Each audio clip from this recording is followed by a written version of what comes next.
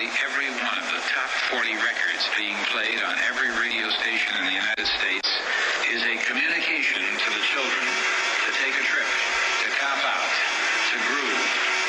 The psychedelic jackets on the record albums have their own. This is a special question. We don't want you to smoke genetically modified ganja. We want you to smoke the real thing. Me? We want you to smoke the natural herb. Sweet. Some call it marijuana. Sweet. Some call it sesame. Sweet. Some call it lamb's bread. The tea. And some people call it... Welcome to another edition of the Adam Dunn Show. We have a bunch of amateurs over here. Don't have any clue where they're at. They don't even know they're on a show. But now I'm telling them, you are on the Adam Dunn Show live. And we are here post NoCo. Are you? I'm Adam. I'm Dave. I'm still Adam. I'm J-Lo. And And we are Mark here. has the fuck you Dave button. And Mark is here. MTI, or I should say MTI is here. Vinny Warped Bag of Donuts is in the house.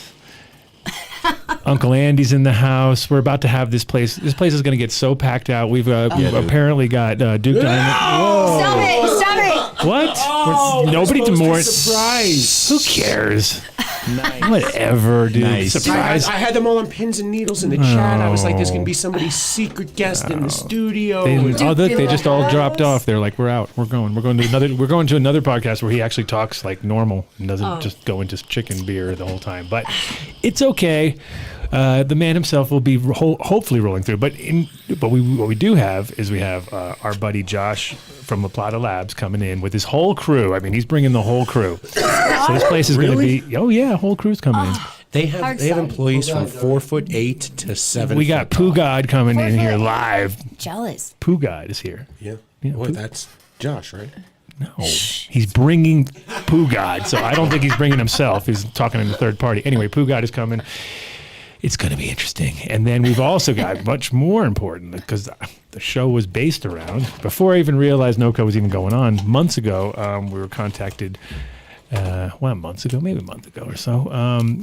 Dr. Timmen Cermek has a book about cannabis, and it's very interesting because it's not just your classic one sort of mode where it's either only going to be trying to educate you about the history of cannabis or whatever, but he's going from a spiritual side, from a medical side, the good, the bad, the ugly, all the goods, all the stuff. But he's doing it from I think more from our point of view, because I believe he's an avid consumer. I hope so. He's not like that article that Mark sent us the other day that said all the bad things that will happen to you. He's bad. And you're going to do this, and you're going to forget you ever read this article because you're going to be stupid. And I'm like, Mark, what you know where you work, right? I don't need to hear that shit. Exactly. Well, tell me the truth. Funny enough, I just wanted to get you fired up, dude. Started off at Haight Ashbury back in the summer of love, so he's got some history. Summer of love. Yeah. That was long before you were born. Way before you were even. Yeah, I know, guys. The reality is, I'm 31 and single. I'm very fucking familiar. Whoa. Ages 34 Anyway, so back to the summer of love. Summer of Love, which was 67, and everybody thinks it's 69 because they have no clue. They're like, dude, you were born this. I was like, no, it wasn't that. Get out of town. 67 was the year. Nice. Okay, but you weren't born in 67. No, I wasn't. I was parents were thinking born in about the year that the hippie died. They buried the hippie in 69. They had a little mock funeral for it, buried it, told everybody to cut their hair and Get to work. Get to work. They found everything important in 69.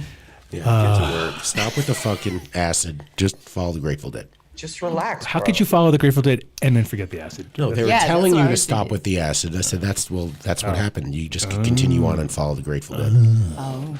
Well, anyway, we went to the. Grateful Dead? Just kidding. Don't get him going. So we went and checked out NoCo, all of us, yesterday. It was a little happy trip. Happy. It was like a field trip for Adam Dunn Show field trip. It was a photo op. Oh, was it really? Is that what it was? We had that cast it was photos. nice. We had everybody in there, and Vinny kept doing. One day, someone will tell me what this sign means. You don't even know. It's this. This is how he started off every photo. I'm like, what the That's how he You does. guys won't believe it. They took pictures with me. Facial recognition. Is something going to happen to us now? Like we were in a photo with you, so now we're on a list. Saying. But it was smaller than like previous years, but it had gotten exactly what he had said. It was going to be a little more refined, but it was good to see all the different hemp people back out at it, and you can definitely tell that it's been a rough couple of years when you walked around that show. You were like, man, did everybody age like 10 years in the last 2 years? Like, holy fuck. It was kind of wacky. I'm not gonna name any names, but I was in shock a few times where I was like, whoa, hello. There was a section near the stage where they were like third booths. It was literally like walking in, like a bathroom. I mean, that's how wide it was. If you were in a single stall, and so I'm thinking to myself, man, there's going to be a lot of people here. If he had to get everyone down to a third of a booth, and today was busy. No, yesterday was business to business. That was business. Yeah. That's what it was. And today was busy. Put it this way: it took me 20 minutes to get out of the fucking parking lot. I was going nuts. I was because the machine was broken. You and parking always works out. It might be difficult, but at the end of the day, you're going to get out and you're going to probably not pay. That's what happened. I had a broken parking experience there as well. Well, because you don't have a headlight and it's a Mercedes. They know you can afford it. Now I got a rental car because my Mercedes might be totaled. What? What'd you do? Drive through some water or something stupid? Just got rear-ended and 6-pile Tyler up real quick. Oh, you were serious about that? I wish I was making that shit up. I was smoking a blunt and they fucking broke my blunt. Talk about ruin somebody's high. Did anybody say, hey, she's got a blunt in her hand? So you got blamed for everything, is what you're trying to say? Like you were the front of the line? I was the only person that did not rear end somebody. I want everybody to know. Stopped short. So people should smoke more and drive because obviously it helps you. Did it help? How did you not get arrested? I imagine you would have gotten in the cop's or face. Restraining order. Oh, guys, Did you cops love me. How did that happen? No, let's hear the story. So something happened in front of you which forced you to brake so there was a 3-car pileup in front of me, and there was a Yukon directly. Okay, so Yukon in front of me directly. 3 cars crashed in front of him. We were all going like 70. And so he came to a complete stop. He could have probably given a little space, but I slammed on my brakes, merged over a little bit, and then the guy behind me, I knew he was going to hit me because I don't know what he was doing, but he hit me, and I tried to move out of the way still. So anyways, got smashed all over the place. Wait, none of that makes sense. So now you don't have to worry about the headlight. Did you call Frank exactly. Azar? I was like, fuck yes, what a good day. That's a bonus right That's where the headlight broke in that That crash. was my first thought also. Oh, All right, bonsai woodworks. Don't try to narc her out now. Did you call the strong arm? Don't narc her out. Yo. Thank you guys. Thank you guys. Did you call the strong arm? I didn't call my attorney because I was just like, Frank why? Azar. Yeah, I was just like, don't worry about it. We have the guard dog, man. Just get him involved. Oh, no, this is for the insurance Once you go barking up companies. the wrong tree. But what about the weirdest booth we saw yesterday? What did we see yesterday? The weirdest booth we saw yesterday. Do you have the video? I have the video right Okay, here. so we're walking around the show, and I'm like, we know most of the booths, or they're new companies of versions of the other. I know where you're and going. then at one point, I'm like, hey, check this out. The post office.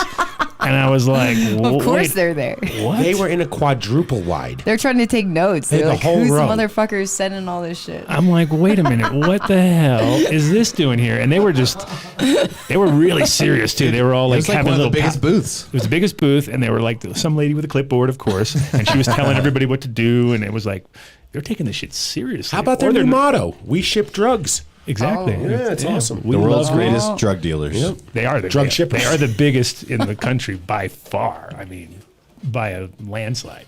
Yep. Crazy. It wasn't really Always a drinking labeled crowd. correctly. I just felt really. Always labeled correctly. Yeah. Right. Return address. I felt really weird. A real carrying one around. helps. Yeah, that's important. The old real address, just in case. Not on the return. Just to get And then you there. just got to wait outside the house when it does get returned. Like, hey, Right. mister. Right. Hey, man. So, got that. J-Lo, when do you pick up your new Mercedes with the broken headlight? I know. I'm super stoked. Progressive called me. Oh, no. What we need to do is take bets. How long, Before with the her headlight new car, breaks. with her brand new car, does she have all I'm not buying a working- Mercedes. They pissed me off. I'm buying All a working Porsche lights. because Porsche is coming out with an electric Porsche this year. And get out of Tesla. town. Get out. I'm just saying, I've got a lot of You know what textures. show you work on? What about a Honda? Adam's tires are retreads. I have exactly. Okay. Mine are You're talking about driving a retreads. Porsche. You know what I thought Do we was... have a trust fund or something? Do you know yes, what I thought? we do. Oh my God! The only reason I know how to grow weed is because my parents didn't pay for my shit. But so the Yeah, everything else I've heard does not connect me to a Porsche. Yeah. Like it's like, oh It's yeah, not- and then it's this not- is going on and that's going on, but I'm gonna get a Porsche. I've heard about this 21 day of manifesting. You know, they just like you put it Mm-hmm. out in the universe, and the universe just pays for shit. That's like that's just what I heard. So my nails haven't been Sign me did, and then when my car got crashed with my Mercedes emblem on my nails, Oh, your dad's what pissed and you now off. I'm driving a Jeep. Oh, well, you're fucked up. Now it's embarrassing. Yeah. Damn. Did you feel Anyways, I'm glad you guys care. We do. We're glad you're okay. Of Yeah, course we yeah, care. yeah, yeah. I know We're in you. shock. We're in shock. I did. We're like, Thanks, You know Vinny. I did. Yeah, Thanks, Vinny Vinny. wants credit for knowing. I'm glad that Vinny. Well, I I'm did. glad he's that the only one who Good took it listener. seriously. None of everyone else was like, whatever. I know they're like, this bitch deserves to get hit. It's okay, guys. Take her as she comes. We would never say that out loud. I know. All right, did you guys see anything else besides the post office down there? Was there? Come on, there had to be something. I liked that there was a fabrics company from India that had some great Oh yeah, I hemp didn't. textiles. Yeah, you told me that. I didn't know. Weaving vibes. Is that the one with the backpacks? I don't think so. No, okay. They- Because they- I don't think About that Star Child chick. Star Child? Chick with the stars. Oh, the star baby. Yeah, okay. That was not a booth though. That's not a thing okay. or a product. It could be a product, but it's not a product Yeah. that we can Buy purchase. 2, get 1 free. I don't. Where's the third one coming from? That's what they do at Havasu. I just thought it was so funny that I was talking about the star baby on how my dress was no longer short because I saw a nipple girl with her stars out. that was Nipple girl. okay? I like it. I guess she didn't She have had a nipples 'cause mesh they were top covered. on with cannabis leaf pasties. I missed Yeah. all of this. You missed all that? What? I know Bonnie's listened to the show. So Oh, you yeah. definitely missed it. Schmoopsie. I didn't even- Yeah. Definitely missed seriously, it. I didn't catch that. See, now This one was everybody. pretty good too. I know I got a lot of haterade out Hemp there. 3D printing. I That was thought pretty cool. good They tech. had some Hemp like 3D. sunglasses Yep. and they had a bunch of other. It's the future, bro. Yeah. It is. Well, it What is. else was there? I tried to get him Oh, into the chess printing. set. I tried to get him. I said, man, you know what? This would look great if you did our show logo. Yeah. And we can show it off and talk about your company. He's like, yeah, you can order right here. Did you know who offered me a job yesterday? Like everybody? 9 people. Oh, Grodan, baby. Wow. They got rid of my buddy, though. He was working- Seller blocks. Who's your buddy? We're like one letter away. He's Cherniak. I'm Charnik. So we always would see each other at a show. You glance at the badge and be like, oh, wait. Oh, no. We're not related. He's Dave too. Dave? No, Brent. Yeah. Are those recyclable though? Are they eco-friendly? What, Grodan? Okay, you know it's really good. No. Okay, here's a good Grodan story. So the woman who was the rep Definitely not for gonna be a sponsor Grodan now. for years. Is she really hot? No, she's really I old. think She I was knew what really you're old. talking She was about. like a battle axe. She was like one of those chain smoking kind of skinny chick, and she would eat a piece of Rockwool at every single show to prove to people how safe it was. When did she die? Did you know that She's dead now. Yeah, of that course. She's can dead. give She's you totally dead. She's asbestos? I don't recommend that. That does give you It's like asbestos. that You seal have to that wear a died. mask. 100% she died of cancer, for sure. You know what I Yeah. mean? And it was like, that was the Not worst good. idea ever. That's- So don't start, if you go work for them, Don't first eat of all, them. don't eat the Rockwool. You know, I know how to properly use Rockwool, and yeah, I wouldn't chew it. It does give you asbestos if you don't wear a mask and saturate it I before. mean, I can It It say, works with that auto flower, auto water. or type shit, effects right? of asbestos. I'm sorry, not asbestos. yeah, So close. yeah, I don't, Lung cancer. I don't think you could get a better Rockwool company than Grodan as far as the money goes. But it doesn't matter what Rockwool product it is. It's fucking Rockwool. You know what I mean? Do you want to It's definitely not cancerous. No. No, you should eat some though. You should definitely. Something- Definitely. Yeah. Something interesting about Grodan, though, is they're the only company that owns the Rockwool manufacturing in the world, and so the cheaper brand that everybody thinks is a different company just an is actually their first machine that they ever used. It's the same product, same everything. Yeah. Well, that's how they work. It's like almost all those kind of products, and it's. I mean, there was that weird shit that they had for a while. That Mapito, was it Mapito? Hey, Cloudy. You know Mapito? Mapito. What did that look like? Mapito's like it looks Rockwool. like you ripped off, like took your couch and tore it apart and then scooped out all the insides, and they're all random colors and weird and shit. That stuff. Confetti. That and loose rock, like between that and loose Rockwool, which nobody uses, right? Everybody uses blocks because it's all clean and convenient. But the loose shit was that is like where I had I think the biggest yields I've ever seen growing on that, because you could go into like a 10, 20 gallon pot and just throw it in. It's just flock. They called it flock. And you just get the flock in there, throw a plant in it. And Get the flock in there. Get With the soil, flock that in would be there. nice. Get the flock in there. But no, it was pretty much you could see that shit grow like an inch a day every time, because it was just pure, it's like you could feed it as much as you wanted. You didn't give a fuck.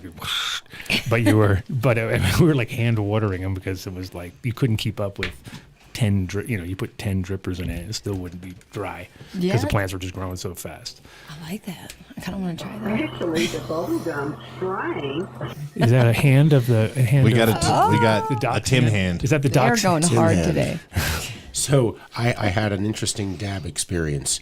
One of the first things we got on the show when I joined was that electric quartz nail. Oh. So I set it up on a nice little rig, and I've been using it, and I've been really enjoying it so much more than this Carta. It's like a close. I guess it's much closer to a dab with a torch than this is. And I look down, and I have one dab left of the Jam Band rosin jam from 14er that we got last week. So I put it on the end of the tool, and I stick it in the banger, and I get 8 pulls off of it. What? And I said to myself out loud, this is my Hanukkah dab. It's like the last dab where you get one dab, and you think it's one, and you get 8. Oh, that's what you mean. It was my magic dab. get So 14er's magic on multiple levels right now. Now, it could have been I was just really high already, and it wasn't one dab on it. It was an atom-sized one dab that took me 8. But I'm going with it was a cannabis miracle. Wrong time of year, but that's why I was like, what? Hanukkah? You can't control when the miracle happens. So out of time. It's timing. Yep. Yeah, I know rosin dogs. You can't help it. You can't help it. You can't help it. It's in the genes, man. It is. It's genetics. Exactly. Well, So There he he is. He's not just hands. He's got a face. What's going on, my friend? Hi there. He just doesn't have a chin now. Welcome, Timmen. You see, I'm legally blind, so I don't know what you see. Oh man, well we were watching your hands for So a you while, have, but now you we have got to tell me how to tilt Move this. your screen down a little bit, just a bit, right Good. there. Perfect. Perfect. Okay. Beautiful. Beautiful. Well, welcome. Nice to meet you. Well, thank you for having me. Timmen, is it Cermak or Cermak? How do you pronounce it? Cermak, exactly. Cermak. Yes. Nice. Well, welcome to the show, and it's I'm glad to get. I haven't read the whole book, obviously, because I read but I did jump around, and I was like, oh, this guy's going to be great because we're talking history, we're talking a bit of spirituality, and all kinds of aspects of cannabis, which I think are important. So, Oh, good. glad to get you on here. Yep. So, well, first of all, do you consume cannabis? Because I feel like you do. I did. You did? Okay. It's been a long time since I have, and the reason for that is I'm an addiction psychiatrist, and so Kind of hard to come in all stinking out of weed, like, hey, what's going on? So I'm working down. I'm working with people who have had trouble in their lives with a wide variety of alcohol and other drugs, and I know that I'm working with generally people who are in the minority of people who use most of those drugs, but nonetheless their lives have been harmed by it, and they're trying to get away from it. And it always just felt to me a little bit like I had to be shoulder to shoulder with them to be fully ethical in trying to help them. Right. Well, I think it's also great when people have experience and then they can deal with people, because it always feels like so one-sided, where you got people who are doing, addiction therapy, but they've never been addicted to anything, and then they're like not really in a great place to do it. Whereas somebody who's been through it all can read the signs way easier and see if people are, I tried to explain in the book that my use of cannabis was absolutely fascinating to me back in the 60s and early 70s. And going into psychiatry, I was particularly intrigued by, this is sure different from alcohol. And what is it doing? What is it doing up in my brain? And the only thing that we knew at that time was what Raphael Mechoulam had found out in '64, is he had purified the THC, and we knew what the molecular structure of it was. And so we all went around chanting that, tetrahydrocannabinol, delta-9 tetrahydrocannabinol. And so, that gave us any real knowledge. We didn't know anything about it or what it was doing in the brain. Yeah. And I got discouraged that for some period of time, we weren't learning anything more about how this particular chemical can get up in the brain, change the texture of our experience, and not really diminish consciousness the way alcohol does. And it wasn't until really about 1988, and then 4 years after that we actually began cracking the code as to what's happening up in the brain when people use cannabis. And that led to not just understanding about cannabis, but discovering aspects of the brain that we had never known before. And that just really fascinated me. Once again, it's the same as with the opiates. We try to find out why the opiates affect the brain the way they do. And what do we discover? The endorphin system, which we'd never known before. Right. Same thing happened with cannabis. And what about, so that's one of the things I think that's been kind of a crime almost, is the fact that we've not been educated about the endocannabinoid system earlier. And all these doctors have to be told, I think any of our friends or people that listen to the show, there's so many times people have gone to the doctor and told them hey, there's an endocannabinoid system. They're like, what's that? And you're like, really? This is so crazy, because it's literally one of the systems that we as people who consume a lot realize it does affect you in all different ways. It's not like one particular single, purpose for it. It's always it can change mood. It can change, body temperature for some people. It can change. Some people get, nauseous, but it should not get you, then other people are like, wait a minute, that cures nausea. Well, not for me, it doesn't. And then everybody has their own particular. Well, the fascinating thing is that this endocannabinoid system, and you're right. I read an article a while ago that said only about 10% of doctors had any education about this during their medical training.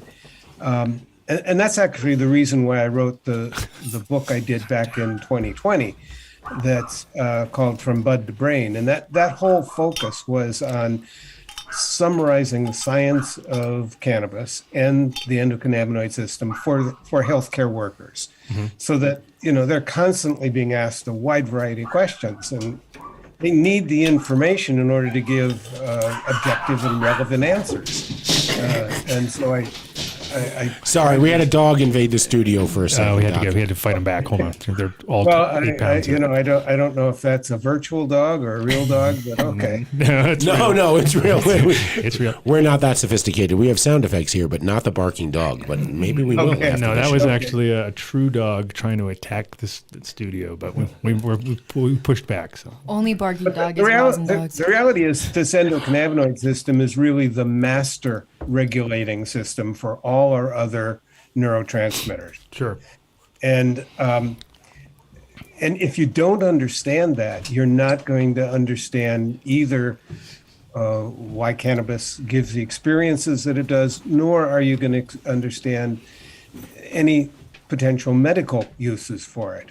Because all cannabis does, well, this is not quite true. All THC does, basically, is to alter the activity of our natural endocannabinoid system. So you need to know what that system is and where it is and what it does, in order to begin understanding how altering that system, either by increasing its activity or decreasing its activity, can have an effect with certain diseases. So that's kind of where I'm always seeing, the idea of people having, because how everybody says it affects them different. I just feel like, in a simple terms, it would be well, you're either deficient of certain cannabinoids, and yet you're getting them through the cannabis, and you're noticing it, your body, you're somehow noticing like the effects, or you produce too much in your own system so that you don't even feel it, and people get like, well, it doesn't really do me so much. I've always had such wide reaction, Is that sort of a simple way of thinking about it? Well, there's a couple different ways of looking at that. I tend to look at it more in terms of the distribution and quantity of cannabinoid receptors. We know that there are genetic differences that can lead to a 20% difference in the number of cannabinoid receptors in the amygdala. And that leads people to be more on the risk-taking side or more on the constrained, contained side. And so right there, the brain is different. And so increasing the cannabinoid stimulation is going to have a different effect. And the other part of it is that a number of the effects are what's called biphasic. A small amount gives you one effect, and a large amount gives you the opposite effect. Difficult to understand, but a lot of drugs are that way. And I think I would simplify that and say, oh, dude, I just smoked myself straight because I got really high, and then I just kept smoking, and then I just got not high anymore. And it was like during the same session, and it's almost like you kind of, I think you just get to that point where, because for me, I do obviously smoke a lot. And No, you don't say. No, I do. I do. I smoke pretty, but I'm very, like whatever. I'm in my own zone. But I'll hang out with other people, and they'll just be like, "Oh my God," they'd be swamped. You know what I mean? They'd be like, "What?" You tapped out halfway through. Tapped out, done, and it's. I'm done. No mas. And you probably have, if you stop smoking, you probably have a temporary, maybe as long as a month or so, reduced number of cannabinoid receptors. Wow. And that's been shown with animals that if you give them just even 10 days worth of THC, at the end of those 10 days, you'll reduce the number of cannabinoid receptors by 20 to 60%, depending on what part of the brain you're looking at. That's why I'm just continuously adding more. Need to. Yeah, and you'll compensate for the reduction of cannabinoid receptors. That's incredible. That's just one of the facts that we need to be aware of. And that affects some people more than other people. It's almost like some people are super tasters, right? They have more receptors on their tongue or whatever, and then boom. Like, so you have some people that don't notice it, or the coriander. I think that's a good analogy. I like that. There you go. I got a good one. I got a thumbs up from the doc on that one. Good. Yeah. No. I think it's good to kind of sometimes bring it in those kind of contexts, because then people get it. You know what I mean? It's like, oh, okay, well, that makes sense. It really is. So, because I remember growing up, I would read everything I could about cannabis when I was a kid, just because there wasn't very limited stuff out there, and it was always like, I remember reading about the medical effects and not even believing it, like going like, come on, it can't do all that. Like I was just like, it didn't seem right, because it would have been already being used, wouldn't it? It was like kind of just like, as my 14-year-old brain was trying to get around, I was like, what? It does all this stuff? That does kind of weird that we're not, it was just like, there was this. Still illegal. And yet, now we're totally understanding that it's, able, and I never say cure, because can't really say that. Otherwise you get but it does seem to steer the boat in the right direction almost every time, which is crazy. Like cannabis is so effective in so many ways that I'm always like, damn. That's one way of looking at it, and the way I look at it is our endocannabinoid system is so powerful and involved in so many physiological functions that altering it, again, one way or the other, increasing, decreasing its activity, is going to have effects in a massive number of illnesses. Mm-hmm.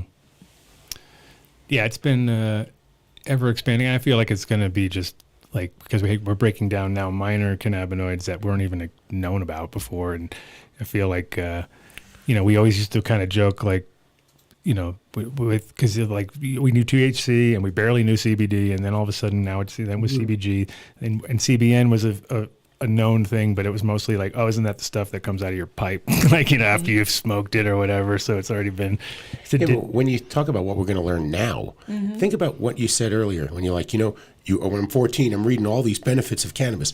Those are all benefits that they found completely anecdotally from people just going, hey, by the way, when I smoked, this happened. There was no study. There were no double blind. It was a whole bunch of people collectively over the years going, one of my relatives has glaucoma, and they started using cannabis, and it worked. One of my relatives was going through chemotherapy, and when they had cannabis, they actually could eat and keep their weight up. And now we have the science to back it up, where they will do them clinically double blind, and we'll really learn what can happen. And hopefully, when we speculated that there were 150 cannabinoids, we'll find out there are thousands, and we'll figure out what they do. Well, that's the thing. The numbers just don't really mean anything, because it seems like they keep expanding, right, over the years. This is no different than what happened centuries ago when people had heart failure and they discovered foxglove tea.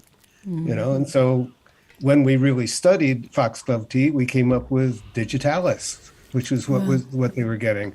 So the studies are not always the things that discover the effects, but the things that enhance the effects and make the medications even stronger and safer. Take it.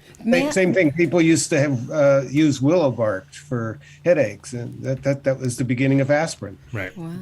Scientists had to come around later on and figure out what it was in willow bark, and then make it so we didn't have to go out and look for a willow tree. We could just open a bottle. Well, I mean, that's the kind of like the dual kind of, could be the good side, but it can also be the negative side, because of course that's what they tend to think about almost every organic thing that works. They'll be like, okay, so what's the active ingredient? They get to the active ingredient, and that doesn't always, that's the one thing about cannabis we've figured out quite early on, is that you do need everything, because when you had Marinol, that didn't work either, right? I was like, just one of those things. Nobody liked it.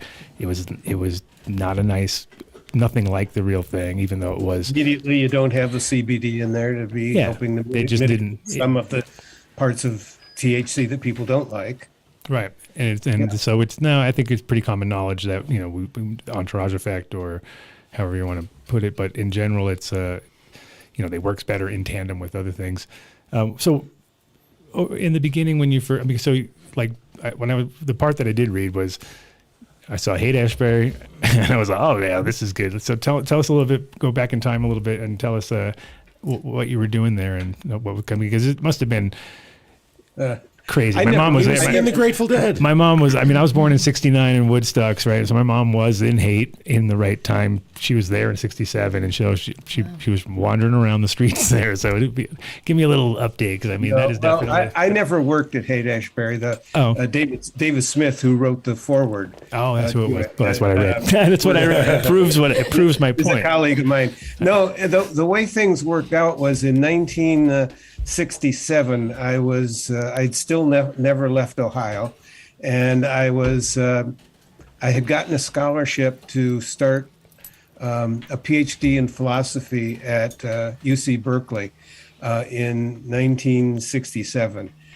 and I made a decision that no, I think I want to go into psychiatry. So I had to drop back and get my pre-med, and I'm convinced that if I had come from Central Ohio to UC Berkeley in 1967, I would have been chewed up.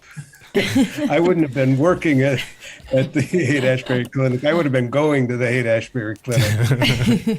Right. So maybe it saved you. Yeah. So I never worked there. Oh, but David has been a colleague of mine for some time, and he and I have a lot of the same perspectives on this, and so I asked him to write the foreword, because of people like you who would look at that and say, "Oh, okay, whoever wrote this can't be all bad." No, he nailed it, because I was like, "Oh man, like imagine working." Because he was doing like the freak out tents at the Haight Ashbury, and and you could just imagine what the crazy stories coming from that. We'd like to announce to everybody, don't eat the brown acid. The illegal things that he was doing was there was a lot of barbiturate use back then, and barbiturate addiction, which can be really vicious when people withdraw from that. And so they developed a way of helping people withdraw from the barbiturates by using a long-acting phenobarbital, which no one really uses for recreational things, but it's a long-acting, and the law said at that time you could not give a drug of addiction to someone who was addicted. So they literally were breaking the laws, but they didn't care. It's what was needed to help people. And that's been Yo, Blondie. mission. Ask a freaking question over here. Okay, I do have a question. Thank you. May I ask you, in regards to, so Sure. CBD and THC there's a lot of research I've done on CBD, actually, on the regulations that the state has for Colorado, at least, on 0.03 of THC being in it, to be considered CBD. I've heard that that's not high enough level to actually adhere the THC to your endocannabinoid system and really make it effective. So when you see these 1-to-1 ratios, and a lot of breeders out there right now pushing for these 16-to-1 or 24-to-1 or these different kind of ratios that you see in the marijuana cannabis side, is I believe a lot more in those products just from the research I've done. But I would love to learn from someone like you that's actually educated in this to what that really means as far as why would that be less effective? Why is this more effective with people with cancer or really severe issues? What should they be looking for? Well, that's a very hard question to answer because people are so individual. And, there are people who, particularly people with cancer, let's talk about the nausea and vomiting comes with chemotherapy. If they've used cannabis in the past, they tolerate the THC much more. If they haven't used cannabis in the past, they might find that to be an annoying side effect.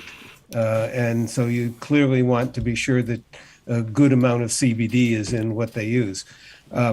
You probably know that marijuana is always going to have an inverse relationship between CBD and THC. They both come from one bucket, one precursor, the CBGN or CBG. The CBN. From CBG. CBG. Yes. The CBG. Yeah, there you go. Yeah. So that's the only thing that's the precursor for both of them. So if the particular variety you have has more enzymes to be able to be creating THC, it's going to automatically lower the amount of CBD that's going to be present in that. And if you have a high CBD marijuana, then it's automatically going to be lower in the THC. Is there anything with the receptors actually corresponding though in your body internally? Is there something with these levels that actually have to make the two communicate inside of you? Like a threshold, like a lower threshold. The CBD is remarkably complex, far more complex than THC in terms of its effect. It doesn't really hit the receptors in the same way that THC does. It hits the receptors, the CB1 receptors, for example, in a way that changes their shape a little bit so that when THC comes in, it doesn't have the same effect, the same impact. Doesn't click in so nicely. CBD doesn't click in as easily. Yeah. But CBD It's like a bad Lego. It's like a bad Lego in the wrong spot. You're like, dude, this thing is why you put it there. Now I can't even get this thing to go down. Can't get it off now. It was so good until you put that one piece in. The CBD also has an impact on the serotonin system. Okay. And some of the effects that CBD has, I think, are not at all related to the endocannabinoid system. They're related to two other things. One is they're related to a sub portion of the serotonin system. And I think that's what leads to some of the subtle decrease of anxiety that people talk about. And some people can sleep better with CBD. Other people, it doesn't work. What about also maybe for people with Crohn's and things like that it's maybe more effective just because it's kind of in the serotonin, which would be your stomach, right? I mean, that kind of or not your stomach itself, but your gut somewhere, right? There's a lot of receptors down in the gut, a whole lot of receptors down there. Mm-hmm. I think that the CBD, the third way in which it works is in its anti-inflammatory effects. Yeah, that's awesome. Yeah, that's huge. That is huge. There have been some wonderful tests here are studies in which I hope people aren't too squeamish here, but about animal research. But if you take a rat and you block off one of the arteries going up to the brain. I was going to say have a party with it and smoke some No, dope. no.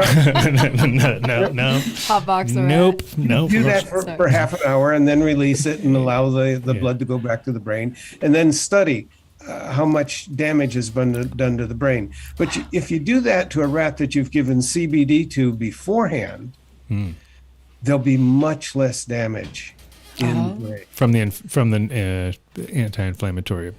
Yeah, it's neuroprotective, antioxidant, and anti-inflammatory. The same exact thing is true with.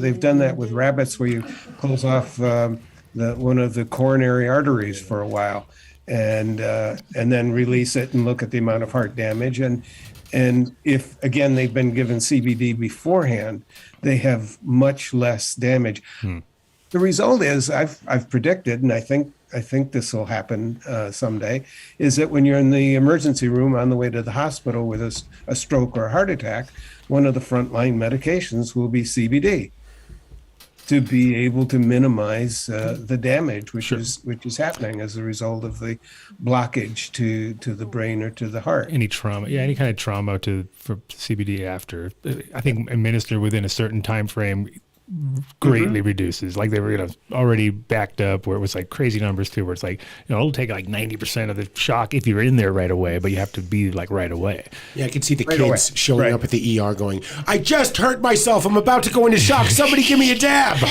Quickly. Give me a dab. I need a dab.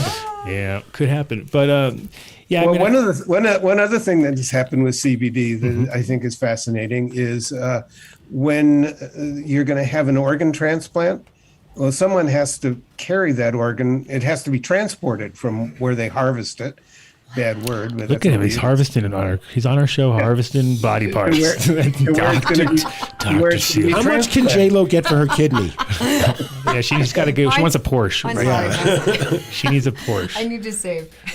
But the thing of it is that there's lack of oxygen damage that happens during that transport. They now put CBD in the solution. Really? That's around organs that are being transported, and it reduces the amount of who got the shtick. I wonder who's selling them the CBD. They're like, dude, my CBD is. I know who did doing the organ. Now they're all going to do some super lame. It's probably like I'm just seeing where they walk into the room and they go, Adam, we're sorry, you're not going to make it, but listen. We need you to smoke up right now because when we harvest your organs, they're going to last longer. There's CBD in them. Yeah. Oh, you mean I have to smoke CBD? That would be terrible. I'd be like, no, that's like worse than death itself right there. Like, I don't want to smoke CBD. I don't need THC. They'll be both.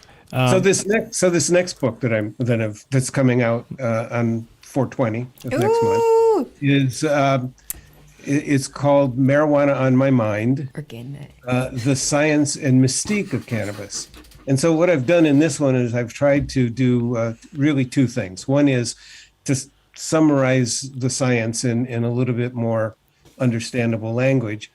But also I'm trying to help bridge the gap between the advocates and the opponents of cannabis. And the way I do that is by looking at the fact that there are two perspectives. There's the objective perspective, which is really honed to a fine way of eliminating bias by science. That's the whole emphasis of science. It's a slippery slope. Let's get away from opinion. It's a slippery slope these days with science, right? So we have to be on. Let's do everything we can to get rid of any personal opinion or bias, so that whatever studies we do can be reproduced by anyone. They get the same results. This is the very objective view, but it completely misses what would be called the subjective view. Which is people don't become dedicated to cannabis because of any objective facts.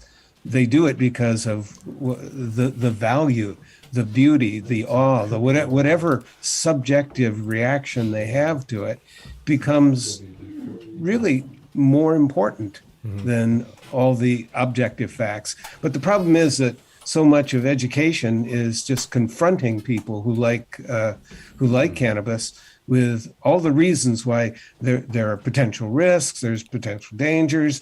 Look at all of these facts that we've come up with, and people who use cannabis feel assaulted, I think, by not having their own perspective on it listened to and respected. And I go into the spiritual aspects that most people who use cannabis have some of, and probably about 25% of people who use cannabis, the spiritual side of it is the primary reason they use it. Right. And I try to look at, well, is there a way that can be, that and all the other things that people value can be respected and listened to, in order for us to be able to come to a balanced view around cannabis. I really like that. Damn. No, it's good. Refreshing. And it makes, the thing, there's so many people now who are kind of curious and need good information, you know what I mean? Because there's so much, like, it's either hype on the actual cannabis side where it's like, they're claiming too much. Like I was saying earlier, you can't say it cures this or it cures that, but people have learned the hard way that, that they've oversold this many times over, where at the same time you don't have to, because it does all the thing. It does most of the things you want it to do. It's just don't promise the world, because that's what's happened with a lot of cannabis-based products, hemp, CBD-based products. Then now it's all, everybody understands the game where it's like, okay, we can't say this, we can't say that, we got to just kind of let you try it. But then all of a sudden you get into that weird zone where there's these people who wanted, it's all fluffy language where it doesn't make sense because they're not allowed to, so all of a sudden it's really hard to get to the meat of it, right? Where, so I feel like when you're buying face masks, COVID masks that are impregnated with CBD. There's you're a probably winner. participating in a fad at that point. What about a pillow? That's a good. You've seen the pillows. The pillows, yeah. You've seen the pillows, right? Oh, it's my pillow guy here. I'm surprised he hasn't done a CBD range already, because that would be that's the next one. But yeah, we laugh about all these products because we every time we see like the mattress, we saw a mattress, we saw, you're like, are you kidding me? Like, what? It just makes me think itchy automatically. No. I know. Come on now, don't make it itchy. Sorry. But but I think all of that undercuts the real information that's out there. Yeah, so it'd be good that you put it all into a readable, and also with the real backup behind it, because that's also what they lack. Because of course, unless you're trying to, technically you can't sell it as a medical product, and if you could, it's then Sativex or something like that, and then you're like, okay. Oh, and so when you were talking earlier about percentages and stuff, I always feel like the real. The way nature would do it, like if you just kept putting seeds out and throwing them out there and letting them do their thing and didn't do any work, right? Just kept collecting them and putting them. At a certain point, if you put CBD plants out there and THC plants out there intentionally, they would just merge into a very simple 1-to-1 formula on its own, because that's what nature kind of wants it to be. And then technically all of those 1-to-1s, which are like 14% one and 13% the other, those things are way high, like the effect is so much stronger on those than it is on a 30% THC, 0.1% CBD or whatever, type, which is, they don't do the whole thing. I have a question for you though, is if you did that, just leaving evolution to be doing what it's doing without, Michael Pollan's book, The Botany of Desire, is a great one I love him, yeah. Describing how we intervened on the evolution of this plant. But if it was just evolving on its own, would it ever get up to 14%? Oh yeah. So. Oh for sure. Oh for sure. I think that it has the capacity to, like 30% seems to be like the peak capacity for most of them. There's a few that creep up higher, but we don't know the labs if they're. But I feel like a plant at 30% is pretty much like, well, okay, that's, we're talking cannabinoids only, and then the rest is there's a lot more going on there, and so you're like, okay, I'd hope that. But at the same time, we've seen, there's been dumb numbers with 38%, things like that, which I'm like, you know. But so it seems like somewhere in the 30% basic range, it seems to be the highest cannabinoid zone, the way it is right now, yeah. And anything if it goes beyond that, is going to be CRISPR, right? Someone's going to say, oh, I can insert here, and they're going to make it work, but it's not going to be by nature's calling. I think nature pretty much peaks out at that level, but back at the 60s, it peaked out at 3 or 4. Well, no, okay. 4%. So there was Nigeria. So that's why I'm curious why you think that evolution on its own. Well, because for instance, at that time there was plants out there that were super high, like in the 20s and 30s, but they just weren't in being used in shipped to America at that moment. But like Nigeria, for instance, some of their strains hit the high 20s on their own, just like they're in a black variety. So in the world, yes, but not in the. And now the fact that we all move around and trade genetics, and it's gotten to that point where that's how we've pushed it so quickly. So quickly. Well, I'm pretty sure the BC bud from 90 to 92 was all CBD. Oh, there was a lot of. I'm pretty confident it was. I mean, it wouldn't smoke for shit. No, but there's a lot of. Well, the funny thing is once you know the flavors of CBD, like smokable stuff, you're like, I remember like that. I remember times when people would be like, this one tastes funny, you know what I mean? And we just weren't aware of the fact that there was, strains that were probably mostly CBD, and there were strains that were definitely mostly THC, and we kind of had to hit and miss for forever, really. But now everybody mostly knows what they have. A lot of times not. A lot of times they think they know what they have. But I think that nature's sort of high bar would be in that 30% range, and I think it would wind up being in whatever or any but a 1-to-1 just seems to be the way that it goes, which is awesome. Yeah, you just the wife test, isn't that one like high 27 to like 1 to 3% or something? Which lab? You got to send it to 4 labs. And how did they take their sample? There's all these components to it, but I think that I don't know. I feel like it's weird to me. I understand people not wanting the psychoactive side, especially if they're using this medicinally, but I also think that it's just weird to me that you're seeing a huge diverse market going both ways with this. You see the cannabis market putting all these products together, saying that this can help you heal this, and this. You see the CBD market selling their stuff at every gas station for $5.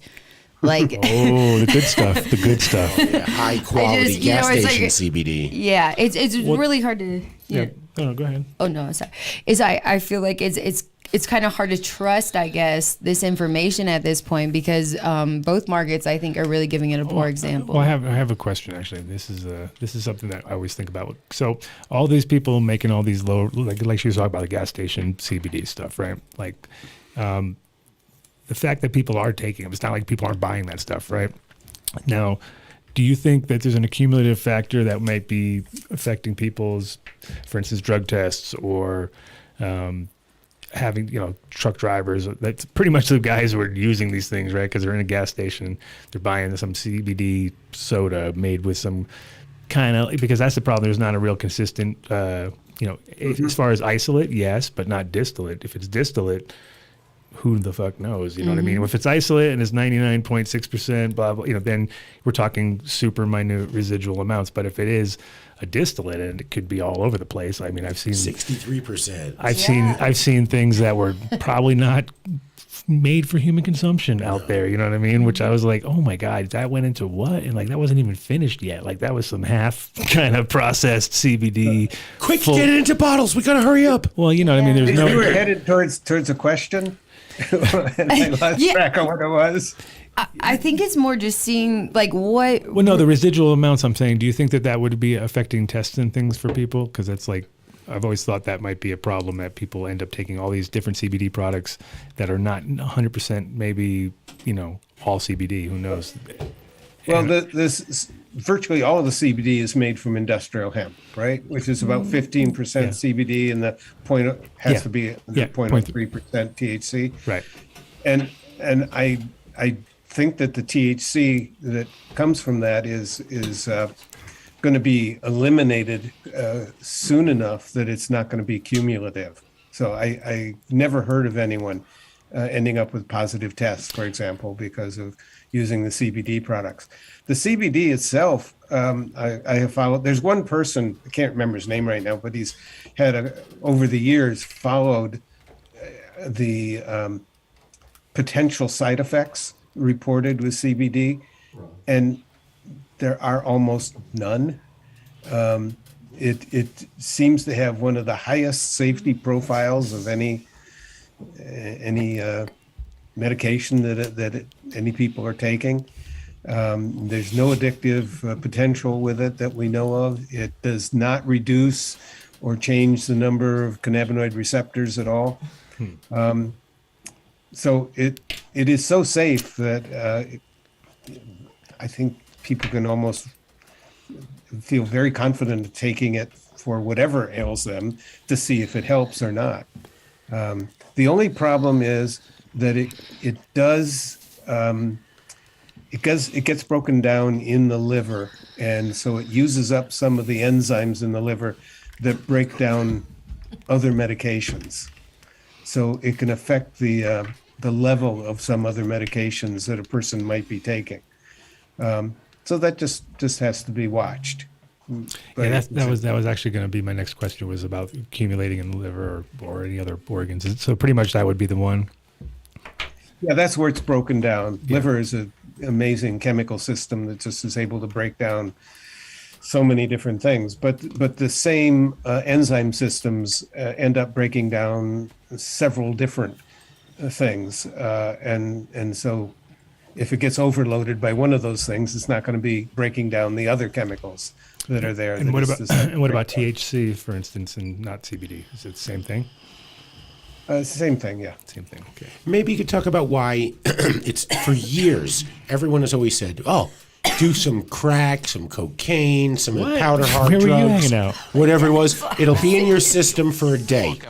You know, you can go, you can test a few days later, and no one's going to be able to say, oh, you used this hard drug 3-4 days ago. But smoke some pot at a party when you're 17 years old in the 70s or the 80s, and 45 days later they test you, and then they were kicking kids off the football team, and things like that. So why does cannabis... 45 or 4 or 5 days later? 4 or 5. Or for cannabis, 45 sometimes, right? I mean, can't go really long? If you're a heavy smoker for some period of time. Well, look what show you're on, Doc. I mean, come on. But the difference is it's fat soluble. That's the difference. These other drugs are not fat soluble. You can pee them out a whole lot easier because your urine is water. You just got to be anorexic if you want to pass your pee test, Dave. That's not going to happen. I'm in trouble. I get it. All right. I thought it was going to be a much more intricate answer, but oh well, that's okay. No, I think that's the primary answer. That's the crux of it. That is the crux. I'm sorry. Try some addresses. So the book's coming out officially on 4/20? 4/20, yeah. It's a good day. Wait, do you have a signing anywhere? Are you going to do any live events? Not at this point. Not at this point. You want to come to Denver? Virtual and so much easier to do the virtual interviews rather than touring around the country. Right. No, for sure. Well, it's nice to do the book signings though, because then you can flog the books harder. You can push them. You can't sell them like you. Nobody can sell it like you. You know how it is. Like you'd be like, hey man, why is it not selling? I would enjoy doing it. And I'm 77. I got diabetes. I'm just not all that wild to be around big crowds quite yet until COVID gets a little bit easier. And I try in this book to be what I think of as radically middle of the road. I just want to be. I like it. I just want to be reporting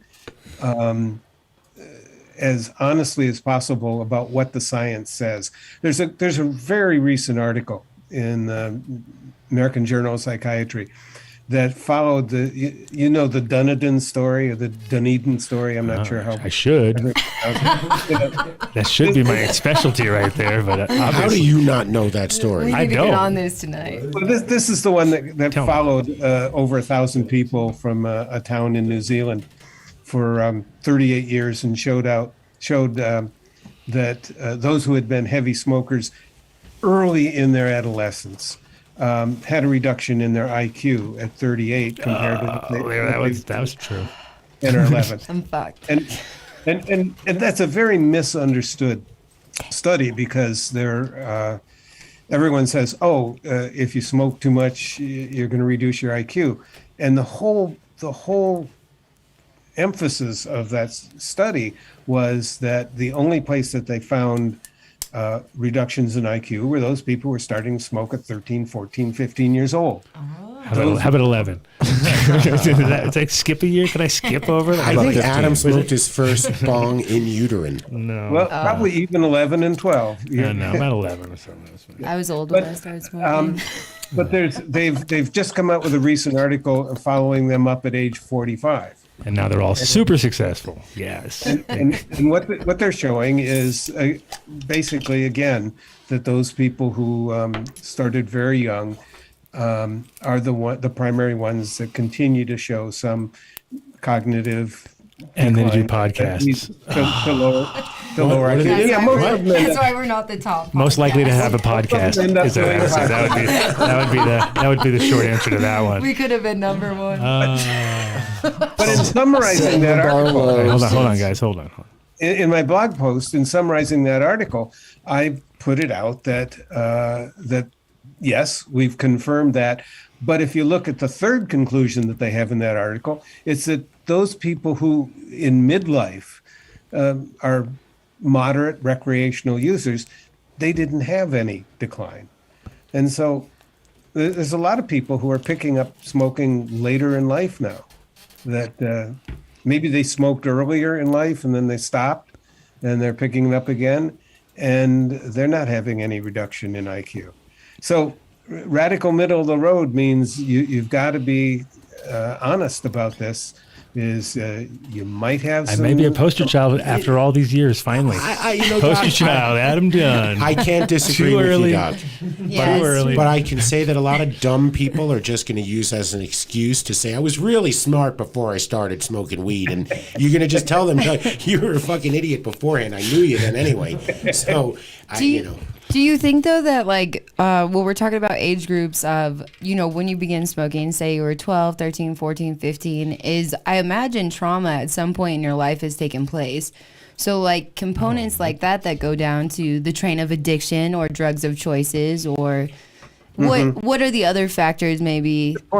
Good point. They do look at a whole lot of confounding factors.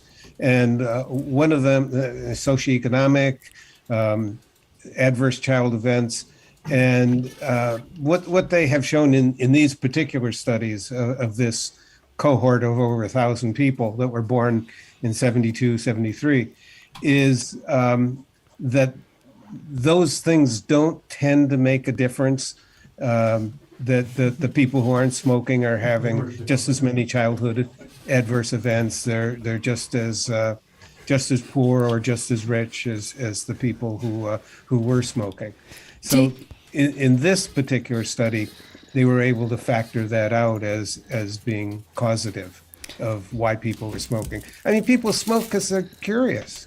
Do you think, though, that addiction comes from trauma and things like that, though, from a previous place that could mentally, if you're underdeveloped period at that point in time, is imagine anything that you're influenced by and, kind of consuming or taking in out of curiosity or just, being exposed. If you have parents that are neglectful or, whatever could be going on, do you think that could? The most common thing is if you have parents who are using excessively themselves, that is the most likely precursor to someone ending up being addicted later on. Addiction is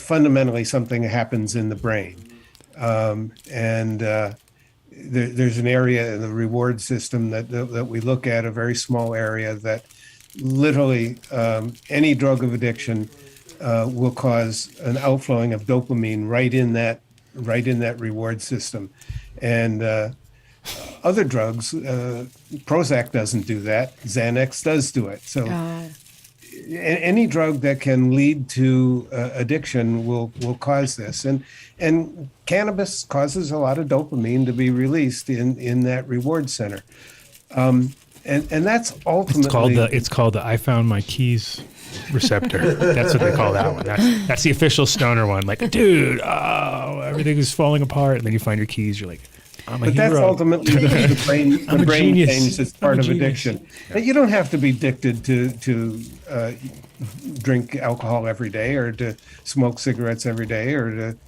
to have cannabis every day. You can be choosing to do that. Do you think it has less of an effect though if you choose cannabis versus liquor or other drugs of choice at those ages on the development and detriment to your brain though? Well, in this particular study that was just released, they looked at people who have been long-term cannabis users, long-term tobacco users, and long-term alcohol users, and they found that actually the tobacco and the alcohol users did not have the same degree of impact on the cognitive functions for those people who started very young.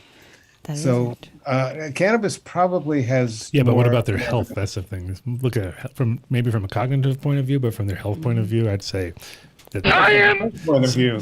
Absolutely. I mean, 95,000 people die a year from.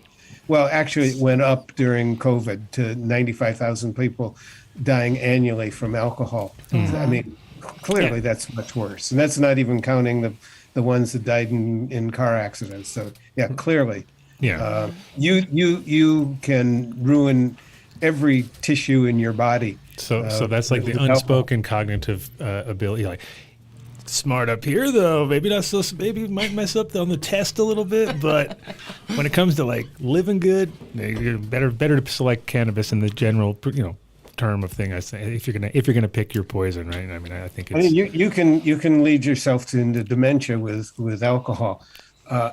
I'm not sure that there's any evidence that cannabis leads people to dementia. There are more subtle impacts cognitively, but not dementia level. Well, also, what about because cannabis is so like varied with the, like we were talking about the THC, CBD amounts, for instance. So from a brain cushioning point of view, if you're happen to just tap into the right sort of amounts of CBD to THC and figure it out for yourself, you know what I mean, somehow, but internally figure out like, that really seems to work. You might seem to, I think in that way, it seems to be like a more of a smart choice from a, like, if it worth it or not, it's like, well, I think it's worth it if it's going to reduce the reduction in your brain a little bit. That's very possible. But the problem is that when we look at all the studies that have been done, it's only recently that they've analyzed the cannabis that's being used. Mm-hmm. So studies from the 80s, the 90s, they didn't analyze them to see the CBD THC ratios. No. So we're behind the game on that. Yeah, I mean, we're definitely going to come into like what I consider like the golden age of cannabis, just because we have money and the ability to test things down to the molecule, and we can get, and do crazy stuff we could never do before, and it just has always been a negative sort of results. Mm-hmm. We're like, okay, we need lots of negative results. Here's a bunch of money. And if you came back and said, like, actually, the mice lived longer, we couldn't kill the mice. We're going to do a study. I'm going to tell you what I want, how I want it to read. We tried, but they just, we're loving it. You're like, no, that's not the answer we want to hear. Talk about, two things. Talk about killing mice. I'll get to that in a second. I knew you were going to go back to the killing mice. He loves killing. That's how we opened up. We started with murdering stuff. So, all right, go ahead. We do know that in studies that looked at actually people in South London who, for some reason, really got into very high THC skunk and necessarily very low CBD, they ended up with a much higher rate, 4 times rate of going to the hospital with some psychotic difficalties. We're talking England here, though. That's the thing. Wow. England. I'm talking about England. They're all crazy. Notoriously a little bit like. Well, that's the thing. But there's a piece of evidence right there where we know that when CBD isn't there, that some problems can definitely be made worse. And And so your question is very good. Now, about killing mice. He's going to the mice. Kill them. They actually did they did something with mice where they were able to eliminate their CB1 receptors. So so genetically they're changed, right? And they have no CB1 receptors. What's interesting about them is that they seem relatively normal, except they die younger. Without a functioning, good, balanced endocannabinoid system, they're not as flexible. They die of a wide variety of illnesses.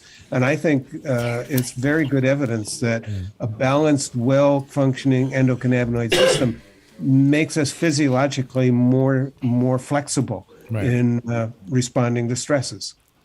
Yeah, because part of it would probably be the simple fact that we forgot all about it, bro. What's going on in the cave? I forgot if there was a big monster outside the cave. Let's go outside.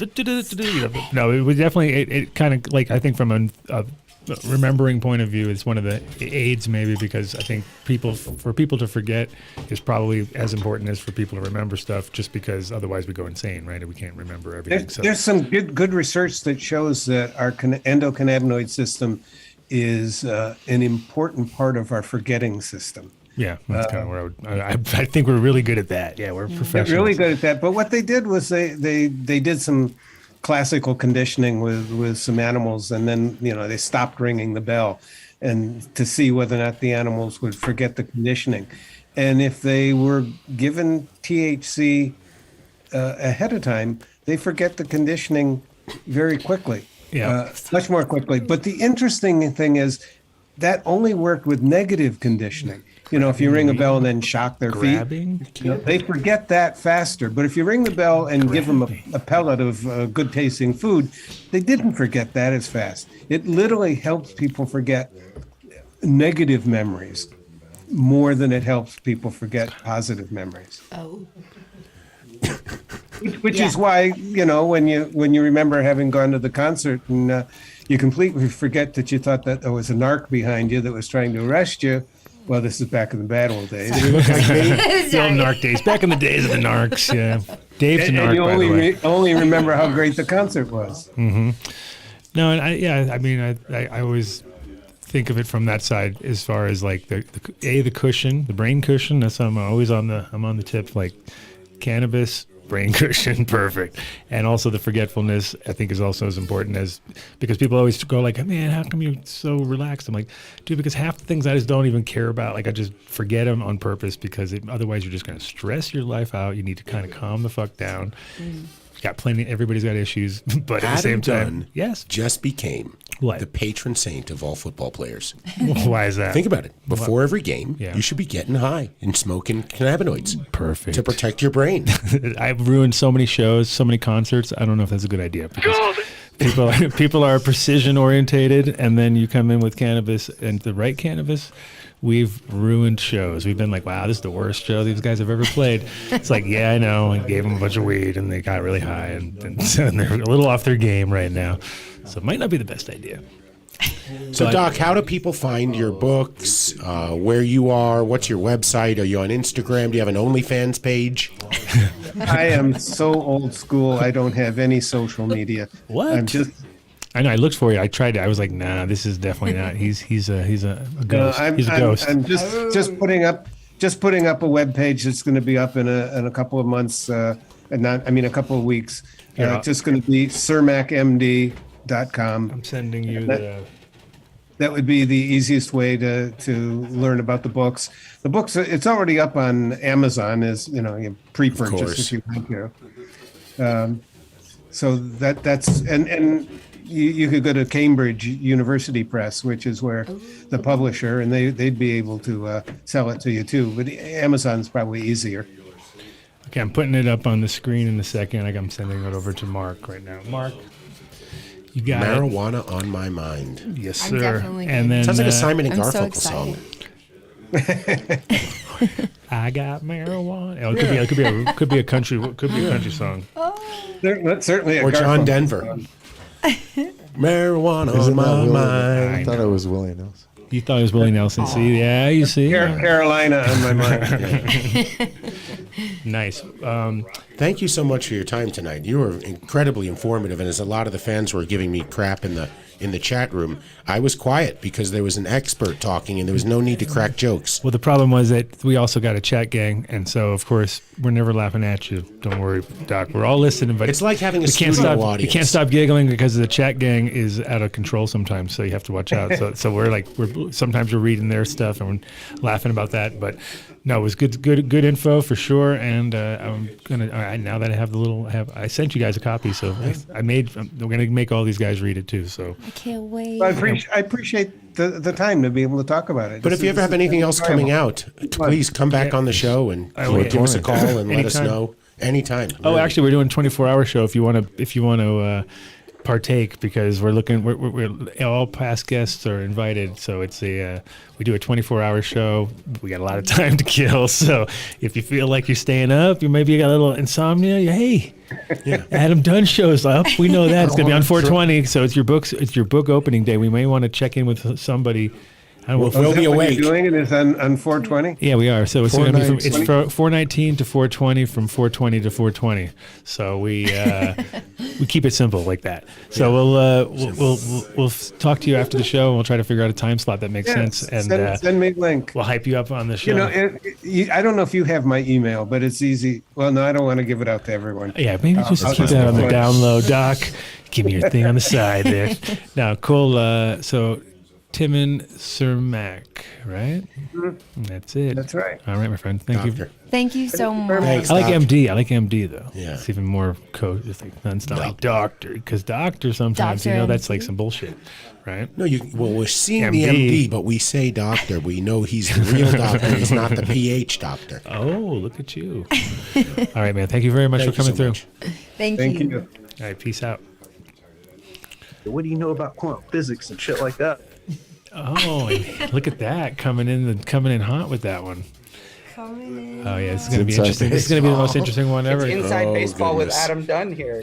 We'll have him on in a few minutes, but he's going through the metal detector security screening. He's giving a fluid sample, and we're checking to make sure that he can legally be in the studio. Yeah, we're good. Easy does it, Jay. So we're gonna have Josh also. So it's gonna be like we're gonna need an extra mic over there. We got it. And then we're gonna need to flip the camera around and do another chair. Like We'll figure out something. We fixed that last week when we had multiple people in the studio. You know, and you might have to move that stuff out. You might have to move all that crap out because we're gonna hold have. He's got like a whole entourage. There you go. He's got his whole crew. He's had the chicken. We're looking for chicken of the sea. What's he I'm got? scared. Expired I'm actually scared. 2015.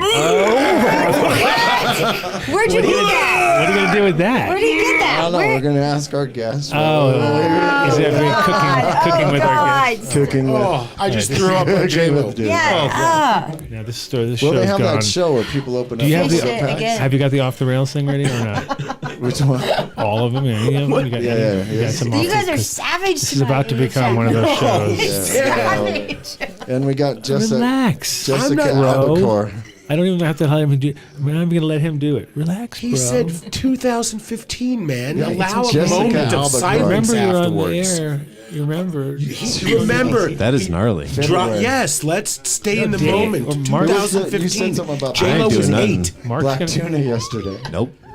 Black tuna. What year? I said nothing. 2015. 2015, bro. This is like some good shit. So, here Right? you go. J-Lo was Tuna 8 beer. years old. Tuna beer. Tuna. Oh, shit. It's opening it up. Oh, my God. Did you hear that click? Oh, did you hear that? Yeah. It's breaking. It's falling apart. Fuck, get that out of here. Dave, you should. You guys No, put your Dave tuna can doesn't down. want it. Wow. It feels like it's got crystals Wow, inside. what is going on? What? The chat gang tonight. Why? Because it's just like there was a really cool doc on and they were just taking it to the rip. Dave's a squirter? Give me a, come on. Not since college, but I needed the money, man, and they Dave's paid a nickname lot. should be Tuna Can. Anyway, no, it's not LaPlata Labs. They're coming. I say they're coming. Dave's All right. nickname in jail. No, Cheddar. How's that fish shit, Cheddar? Did it Get arrive? No. Did you get it sent? We don't have his doesn't- address. Dave I doesn't think send I've it. seen it. Then show me where it is. I've searched. Cheddar, spelt like he spells it. Show me where it is. Look, he's trying to backpedal out of this. I don't- It's like some. Remember, I don't know why. I don't know access- why. I don't know why he does that to you, Cheddar. But I know it's on purpose. It is on purpose. Yeah. At this point, it is. You're welcome to post your address right here in the chat, gang, and we'll send you. He knows where to go, and everybody should know. Where is it? Get it together. Done deal. Done deal. At Dave has gone downhill AdamDunnShow.com. so bad lately. Maybe I have brain fog. Maybe I had COVID back in February before it all started. We may have to start. We may have to start doing some Trump shit around here. Axing people. I think you have long COVID. Long COVID. We'll be axing people. Long COVID. I'm axing you to come over here right now. Bam. You've been axed. Axed.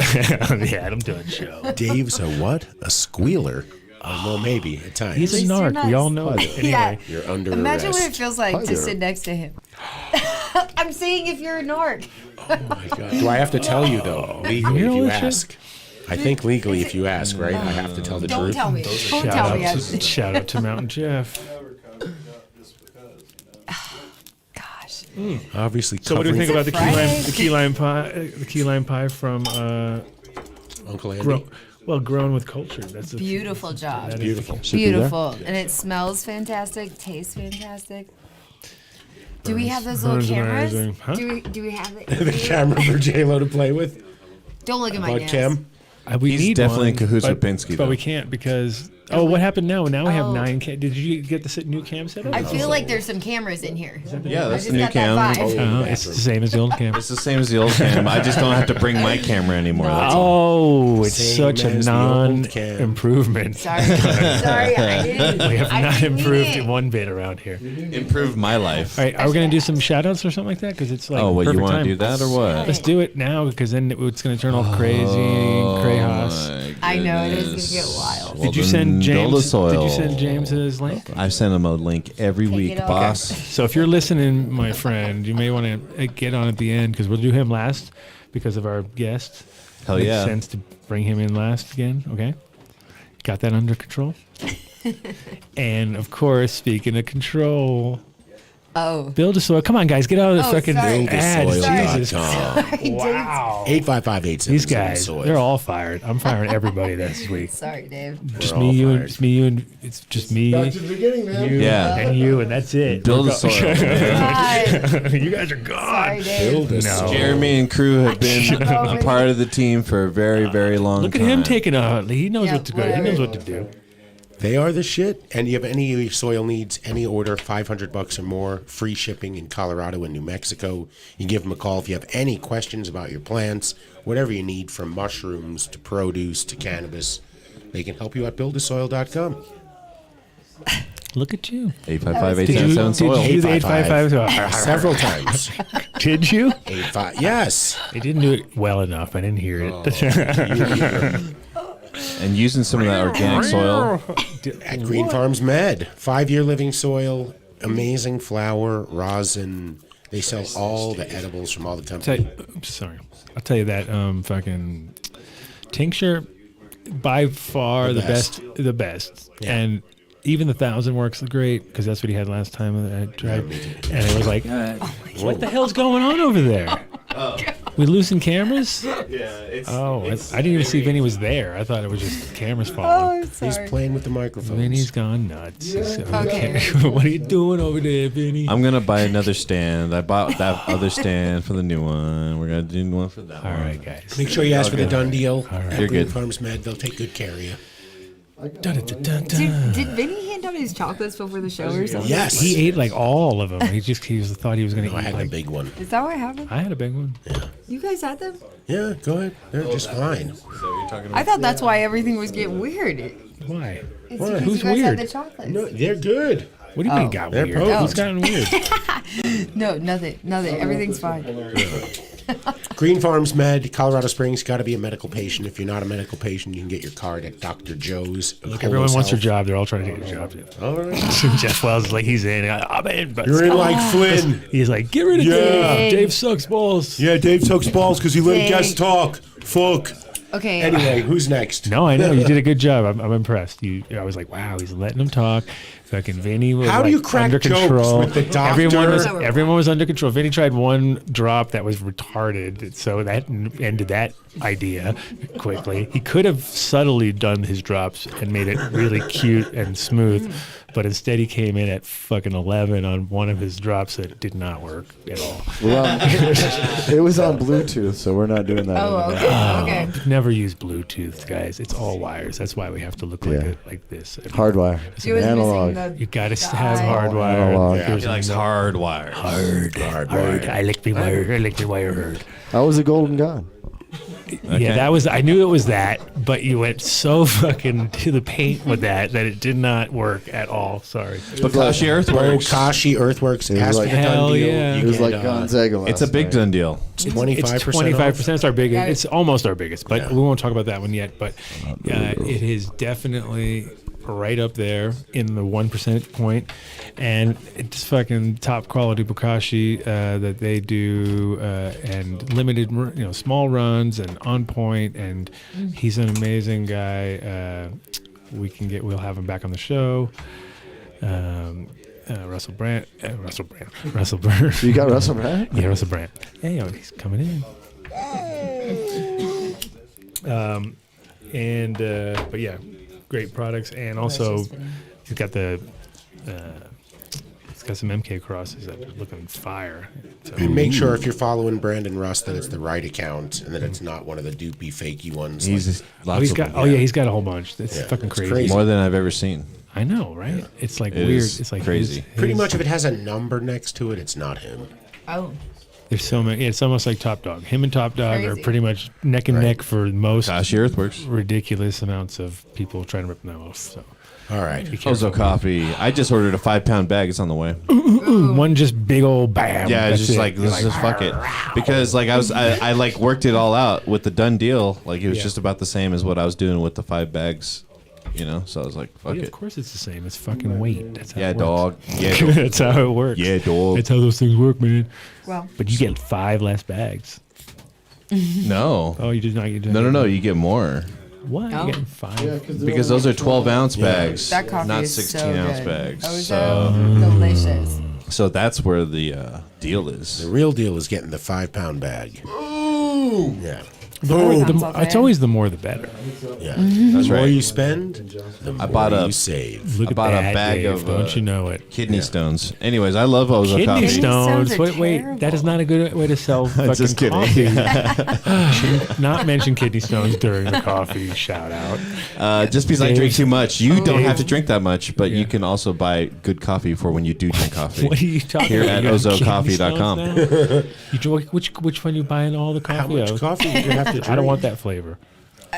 They have a flavor called kidney stone? I don't know. Apparently, one of those flavors The gives you Fungi. kidney stones because Mark said They're so. all so good. It's So not any of the beans I've consumed. I know. but I'm just kidding. The mocha job is Not on your point beans. this month. not your beans, Dave. Their beans. Yeah, definitely Mark's beans. Make sure you enter Done Deal. You get 20% off your order. All right, ozocoffee.com. Thank you. Thank you. Oh. Canyon THC. Hello. Get Hello. ready. Hello. Where's our Get ready location? for How this. come we don't have a big mountain of it here? What's I going know. on? I can't remember. Then she would know what the them hell to until say. I see. And there's only like, okay. Are you ready? I guess so. I like to suck it. Whoa. You should have seen that. I'm just going to start with that, okay? No. And then I'm going to say, I like to lick it. I like to chew it. I like to vape it. And drink coffee. Flicking beans. And they're doing great. They're doing great out there. They are winning all the competitions. It's a clean product. I'm pretty sure they're CO2 extracted. And it hits you it hits you right away. It's delicious. Can't taste the cannabis. I'm a big fan of sucking and licking it with Canyon Cultivation. Canyon THC all over the state of Colorado and in California. Ask for them by name and tell them you heard about it on the Adam Dunn Show. Do it. Suck it. Do it. Wow. Greenbros.com. Oh, shit. Green Bros making super high quality products right here in the States, in Vegas, which is a pretty crazy place to be making stuff. So made by strippers, all retired strippers make all the products. No, they don't. It would be pretty funny though, wouldn't it? Been putting strippers to work since 1972. We should start a business like that. That'd be pretty awesome. It's a good supple tap. And he knows a lot of strippers. Literally.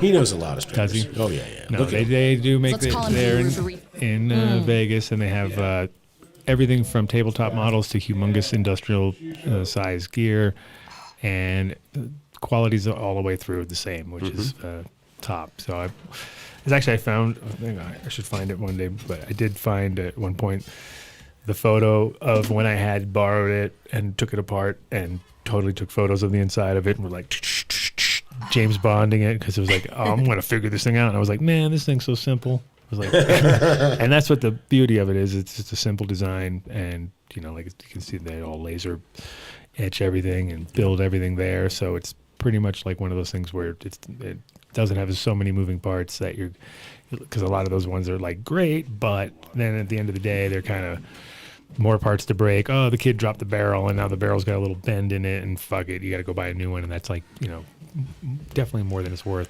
But you need it. I love their product too, because I've had 2 female staffs that all girls, right, at different facilities, and they were able to safely take these apart, all different shapes and sizes of women as well, and it was just safe. It was easy to clean for commercial. Yeah, when you're running that much product, they do get clogged up pretty fast. They did a great job on that. So go to greenbros.com, greenbros with a Z, or at greenbros on Instagram. And Dunn Deal's 5% off. That's a lot of money when you're buying something 10 grand. Do the math. Apothecary Farms. Ooh, if you're in Denver, Oklahoma, you want to go to the concentrated focus dispensary. You can get some ambrosia solventless hash oil, some ambrosia HCFSE, infused pre-rolls, ambrosia batter, carts. They're selling gram carts, by the way. So most Lord. people are selling half a gram. Theirs are gram carts. That's right, and they're pretty dope. They actually hit very well. If you're in Colorado Springs, Denver, Pueblo, check them out. Done deal. $25, gram of ambrosia and an infused joint. They have 5 locations in Oklahoma too. Sweet. Let them know Adam Dunn Show sent you. Yeah, or Talkie Uncle Andy. Boom. Talkie. Numb nuts. Oh man, numb nuts. How Let me tell you. does Dave feel about those? No. How does Dave feel about those? Oh man, he posed through a cheese phase. He posed through a cheese phase. He posed for us this morning. Took a selfie. Took a lower selfie. Lower selfie in blue. Yeah, just to show off, and then he's ready. Yeah, ready. I shit. don't know if that's showing off. That's better. But no, numb nuts doesn't have to show off because their shit rocks, and it's peanut butter. So come on, guys. How complicated does it get? It's a good peanut butter. Hell yeah. Does it have CBD in it? For sure. Can you get THC. Can you get a THC version? Hell Yes. Does the THC have both, or just No. No, it's just its own pure. Just THC, but then they're going to come out with almond butter soon. So you have to buy both if you want to make it work. What's the deal? What's going on? Oh, look, they got. Is that what we're trying to say? They got pet and then throw CBD. jelly in the middle. I was always saying they need like CBD jelly to go with their THC peanut butter. Then it would be like such a good ba-ching. But look at you giving all the nuggets away. I should work for numb nuts because all I do is think of them all the time. Obviously, Yeah, Wouldn't because you have advised them on a I made that different design. package? Yeah. I decided on their packaging. I told them to stop doing their other stuff. They did. They listened to me. So secretly, they're listening to me, and I'm doing all the marketing for them. They just don't know it yet. Sweet. That's how it works. Send that check to Done Deal. And I'm Adam too, so don't worry, guys. It won't be a big change. It'll just be Adam Weinstein, Weissman, Adam Weiss, or Adam Dunn. It's only like the same letters almost too. It's like barely even different. There you go. Numb nuts. Numb nuts. Tell me. Oh, 14 or bolder. there you go. Look, the jam. Jiggity jam. Vinny, show off I'm your addicted to the creme de la jam. creme. The jam is my jam. The Strava is something Obviously, because I else. don't have any. So that You don't have. Yeah, you do right there. Dave's two been of them. taking it all. this one. Oh, this is a jam. 1, 2. This is strong. There's They're so both much jams. jam. Oh, this is jam's jam version up in of. here. This is yours. There's the you. 2 there. All right, I didn't know what's going on. It's so It aggressive. doesn't say jam anywhere. Normally it would be like jam band, Which one? jamity The joint. jam. Anyway. So 14 or Boulder. They're on Mapleton. Go to 14orboulder.com. They've been dropping a lot of good strains. They're also dropping rosin dongs. Oh, rosin dongs in the house. Rosin dongs. So this new rosin jam is on point. It is absolutely fantastic. It was they gave me the 8 crazy dabs. But you can go there. You can tell them you heard about us. You heard about them on the Adam Dunn Show, and they'll give you some lighters, little dab trays, little rolling trays, little tchotchkes they have there. Little tchotchkes. Little stuff, you know. You can get a tchotchke here, tchotchke there, whatever you need. You got to try their flour. It's absolutely amazing. They sell them in these 8 cans. Yeah, they always nail it. They stay fresh. They always nail it. All right. Ages 34 and up. Anyway, yes, sir. So try the rosin jam. I'm just telling you, it is. It's some. Well, I mean, it really is. We were just talking about peanut butter. Now we're talking about jam. Jesus Christ, dude, we're so. Maybe try a little can of this guy. We're so progressive, bro. We're so peanut butter and jelly at this point in time. You can't. They don't sell bagels there. You can buy DJC. You have to. If you run into Dave outside. Signing cans. He'll probably have bagels on him. It's like an 85% chance. No, I brought them some cookies today, though. The Mac Daddy, honestly, the DJC crossed with the Mac 1, that is fire. Yeah, it's good stuff. Nice. Yet another wasted name. Yet another wasted name in the cannabis industry.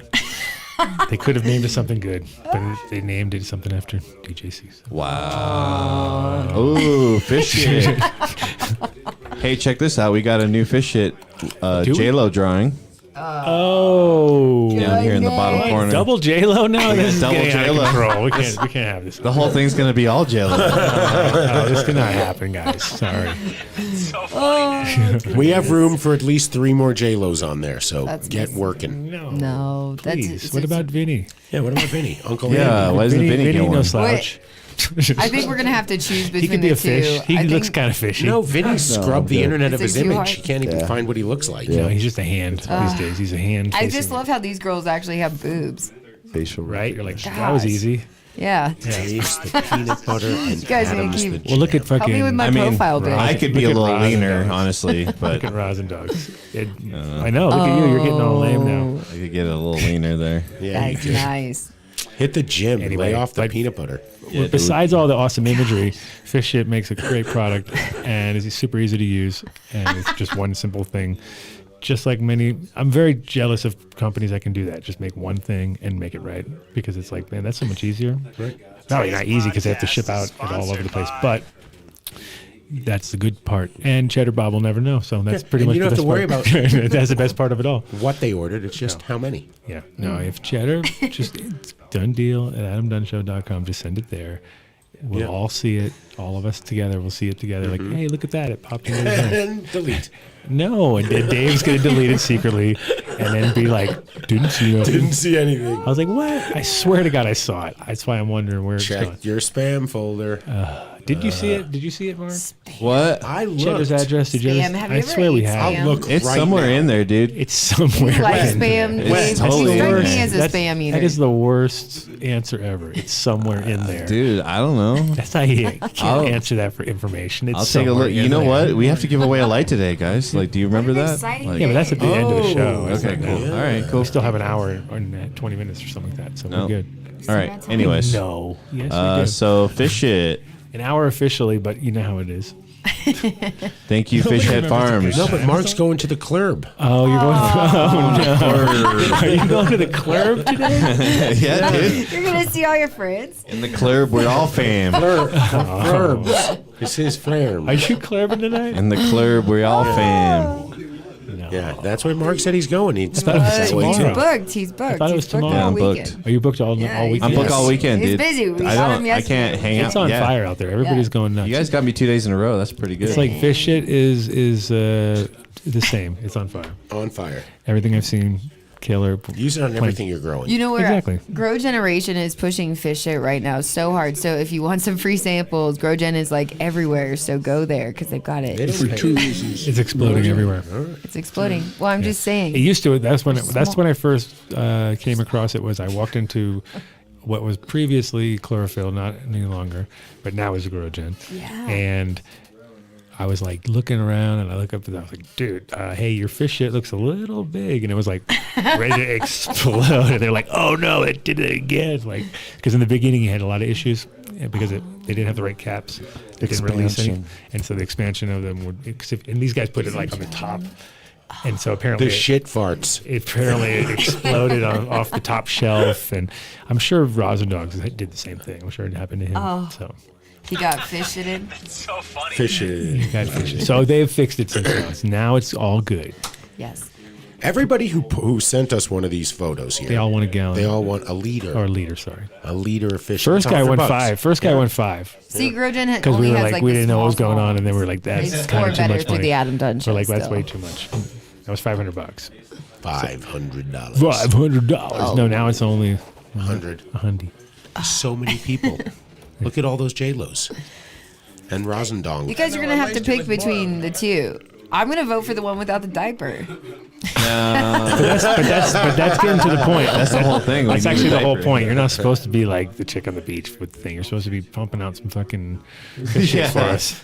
And we need to collect that Yeah, shit. but I have- and we need to Yeah, collect but we're it and different sell it. And because- so look at Mark. Mark's taking it. He understands. Yeah, see, I Look at got me. it. We're different because I I'm got taking it fish easy, on but I fish. seem to You understand. guys have zero Rosendog fish. doesn't even know why he's there. He fish just on thinks fish mean? Rosendog just thinks he's going to just consume large amounts of Rosendong. Oh. That's what he's Suppositorily speaking. Yeah, he's ready to stuff that right there. He's like, yeah, I have a new that'll version work. of that. I think have to that'll pull it work. up. Huh? I have a new version of that. I have to pull it up later. So should I keep the Oh. diaper? Is that what we're saying? I got a six pack in that pretty one. much. Oh, you want the bottom one because of the no. Is there 6 The Fish shit There's dot no- or at I fish got a shit. weird pelvic region going on. Yeah, there. I'm not it's- sure it's about really that. not a good look. I'm not sure about that. I did post it. I was like, this isn't an attractive thing. Hey, did I sound But like the a Photoshop clown? skills. Yeah, I mean, Just I spot like on. everything else but my face. Yeah. Fish Head Farms, thank you very much. Oh, no. Nobody should win anything for the Rosin Dogs? Oh, poor. You got to go to We're terpwipes.com. not sending you anything anyway. That was obvious. Yeah. From day one. We knew that. Terpwipes.com/done deal. No, these guys will send it to you, but you have to order it directly from the website, not from our. And you have to have their own. What is it again? One more time. Terpwipes.com/done deal. No promo code. If you go to /done deal after the Terp Wipes, it'll calculate the discount for you. Yeah. And just tell them how many you want. Enter your credit card. Get on the subscription. It's a must-have. That's the better. Must-have. So good. Because you'll run out, and then you'll be like, oh, I forgot to order them, and then you'll be like, oh, I used to think there was this thing that used to work, and my whole place is sticky. And what was the problem? What was it? Oh, Look, guys, I don't know what's in this stuff, but They are so It good. works. no, it's There we go. it's the Ethel. Yeah. Yo, Ethel. Thank you. Next. Oh. Yeah. Oh man. sipping Cultured at the wheel. biologics. Hell yeah. That's what we're smoking right now is some key lime pie grown with cultured biologics and harvested recently and definitely tasty. And I've ended up parking on it 3 times now. So that means it's a good thing. That's a guaranteed win. I think it was 4 times, but that's No, okay. Who's I counting? say 3. Can you sound me a Check the couple of tape. leads? Yes. He's a narc, so he understands. He knows That's our right. numbers. That guy. So, Yeah, but so in general, code 4766.23. Yeah. Yeah. No, it's a 287 loss. Totally due. Totally lost due to Due to incompetence. incompetence. It's just done deal. Got to enter done deal at Cultured Biologics. What is it, Mark? What's a done deal? 20, Winning. Just 20, win. 25%? a lot. Yeah, it's a lot. Just ask for the done deal. A whole lot of they were getting. Yeah, there were definitely a lot of people ordering from Patreon stuff. So This is the good. last week, so if you want to Yeah. join Patreon, if you sign up for Patreon, you get a will free get a free sample. sample. Free Some sample. crushed seeds. Cultured Biologics. Oh, how many people? I only had 1. I saw 2 people with crushed seeds. All right. Well, 2 out of whatever. It's funny too. Oh, because Adam had to get it through the slot, so they got crushed? Fuckers. No, the thing I paid extra. It's the handling. Paid extra for the special treatment, and it still didn't work. Oh. Come on, bastard. You have to put them in a titanium case. $1 million. No thanks. Just kidding. We'll get them. Everyone will get. Don't worry. They're all right. good. Okay. All right. Yeah. Anyway, but All right. as far as Oh, Roz. yeah, you're throwing us off track there, Mister.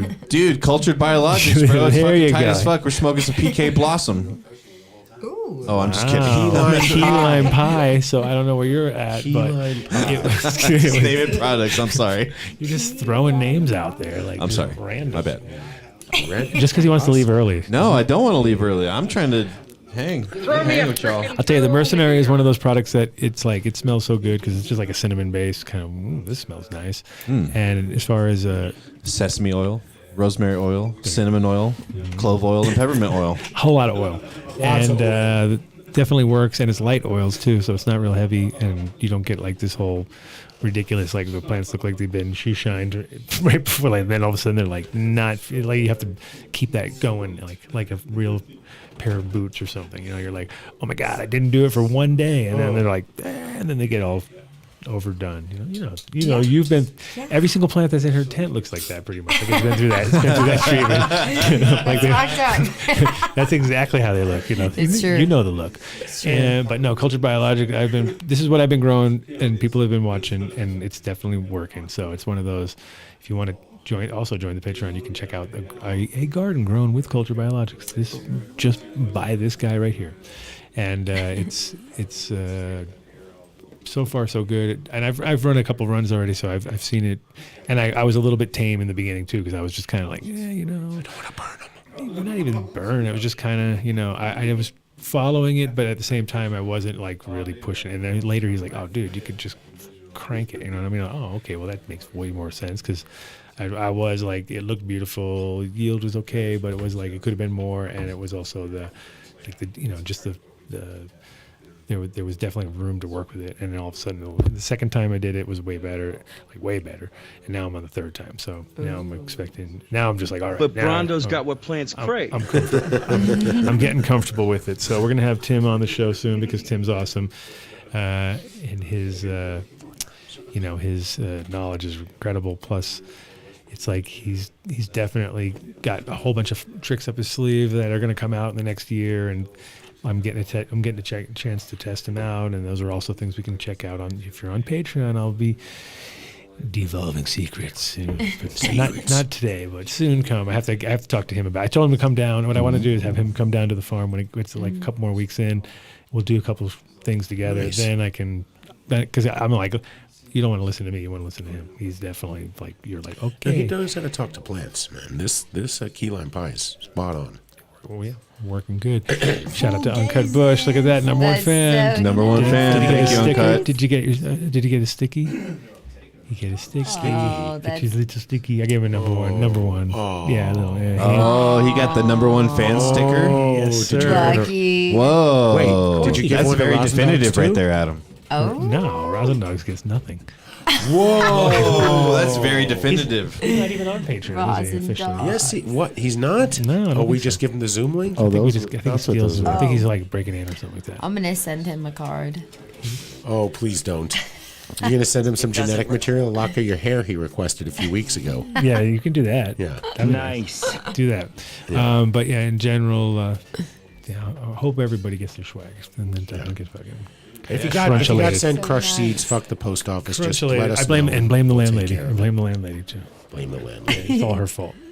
Because she was making people not pay attention. I'm going to throw some... She was talking too much. She was talking... I'm going to throw some mixtapes in there, dog. Huh? What? Hot fire. Oh, what? What is going on over here? It's getting hot. You gotta listen to it with your bread phones. Are we doing make secret some toast. So what else we got? Come on, we're missing out. We're not done. What? Hey, we got two more. So who do you want to? I mean, you know. Oh no, well, one of them we got to do now. I guess I meant end of this group because we got our man here. Okay, so what are we doing? What are we doing? We're doing seeds here now, right now. We're doing seeds here now, right now. We're seeds here now, right now. Doing seeds here now, right now. Exactly. I have fusarium. This is sorry. Great. What you have fusarium? I have fusarium, because What's it that? gets HPLV gets misdiagnosed with fusarium a lot, and I'm not saying that that's a misdiagnosis, but these plants have fusarium. Somebody give me a handy wipe. Oh, that sounds so dirty. She hit my rig yesterday, I think. She's got fusarium. Is that why you were wiping the rig? Well, you know, a way to avoid all that is to grow from seeds, and then if you want to do that, anyways, do it with Seeds Here Now. SeedsHereNow.com. Dirty. Hey guys, relax. SeedsHereNow.com. I'm doing Seeds Here Now, and then we'll do that. Sorry. Yeah, exactly. Seeds Here Now. SeedsHereNow.com. The unbelievably efficient, super on point, best breeders in the house, best service kind of company. with James Beeman on the scene. If he's listening to the show, which he should be, I don't know why he's not. Didn't you say he was going to call in? I put him right on the flyer and everything. I put him on to just test him. You just use it as a teaser. I test the waters all the time because he says, "You need me on. You need me on." It's like Matt Damon. And I'm like, "Of course you're on. You're on anytime you want to be on." And I was just making the flyer at that moment, so I was like, "I'm putting him on." And then, of course, and I hit him up. I said, I got, he wanted me. He wants the whole show. That's the problem. He wants it all. He doesn't want just a little. He's that kind of guy. What's the whole show? He wants I got a whole show, and I'm like, I don't need a whole show. I got a show. I got doctors. I got real doctors, MDs. MDs. Guys who give you bad news. I don't want to hear bad news. I want to hear only good stuff about weed. I don't want to hear anything bad. That's like, no, I'm okay. You have the Zoom link now, okay James. Come on. He's got it. He has already got it. He's got the link. Oh man, look who that guy is. Well, that's what? He's here. really He's hanging. No. Oh, that guy. That guy. Oh. That guy stole my identity. Yeah. After he took this one. See, I get ripped off left and right. Fuck Uncle Cal. Oh, Miles will be on the show soon enough. Also, number one. He's our number one booth at our show. We might as well talk about that while we're chilling out. Also in a sec. But first, Seeds Here Now and the auctions, right? Boom. James Bean's Vault. James Bean's Vault. The Vault. Jinx. Okay, and that's the website is SHNauctions.com. SHNauctions.com. What? Gum? SHNauctions.com. I heard gum. You heard gum? I heard gum or I something, something worse. Well, if you enter Something that, very awful. enter cum or gum, you're not going to get to the fucking page. Gross. It's .com. Actually, the bubblegum strain. You're getting real gross. I don't know if I'm not sure if I like it. No, I don't want to hear those. SHNauctions.com. Mentioned. All right. No avid. So yeah, Seats Here Now. SHNauctions.com. Boom. Boom. Boom. Wow. Boom. So what do we do now? What do you mean? What do we do? I don't know. We talk about our event on 419, 420 at the So Many Roads. We have. Oh, you got the link? No. You don't have a link? I do. I'm finding it. Oh, and I have a new one. Do you have a new one? No, I don't got nothing. No one sends me anything. I have updated. I just updated. No, I know you don't have this one. I actually had to update because we have a new singer coming through, and she looks super dope. A sanger. Smiley girl. And it was funny. I was like super high, and I looked down at my phone, and I go, Smelly girl. What? I was like, that is not going to be our singer, Smelly. What? And I was like, then I looked, and I was like, oh, it really says Smiley girl. Okay, that's way better. I was like, and then I looked it up, and I was like, oh, she sings really cool. So we have let's see, let me give you the first thing. We have a new flyer for 419, 420. Going to, let's see. So we're going to be live for 24 hours. Tell them about it. Tell us about 4:20 p.m. on the 19th. Yes. We will go straight through till we'll probably turn into 5:20 on 4:20. At least. No, we're going to be there about 7. 7:10. I'm going to go to 7:10. We're going to push it. Yeah, I'm sure. Of course. Well, we're going to have the place till about that time, till about 7:10, and then they take over at 8 o'clock. Mark's like, oh my fucking god. What? Mark's going to he's going to have his own bed. He has a bed there, and he's going to have a bunch of girls. I sat in the seat the whole time, y'all.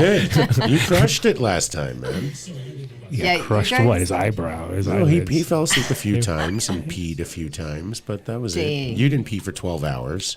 Yeah, you were. Yeah, you sat there. I was just, I had to keep the show going. You guys are all lame. There you go. You guys are lame. So many roadsbrewery.com. You can get tickets Can you get tickets online? Or you have to just get them at the door. No, they're online. You get them online. $10. Super lot of money. Yeah. And we're hoping we'll see people like Rosendogs down there and he's gonna fly. Tony Baloney. Yeah, well, definitely. They'll just sit there. Denver Mike. Wave. Is he old enough to go in at the club's 21? He doesn't look old enough, but he is. Okay. He's a If you want a party weekend, we'll be down in Durango on Saturday.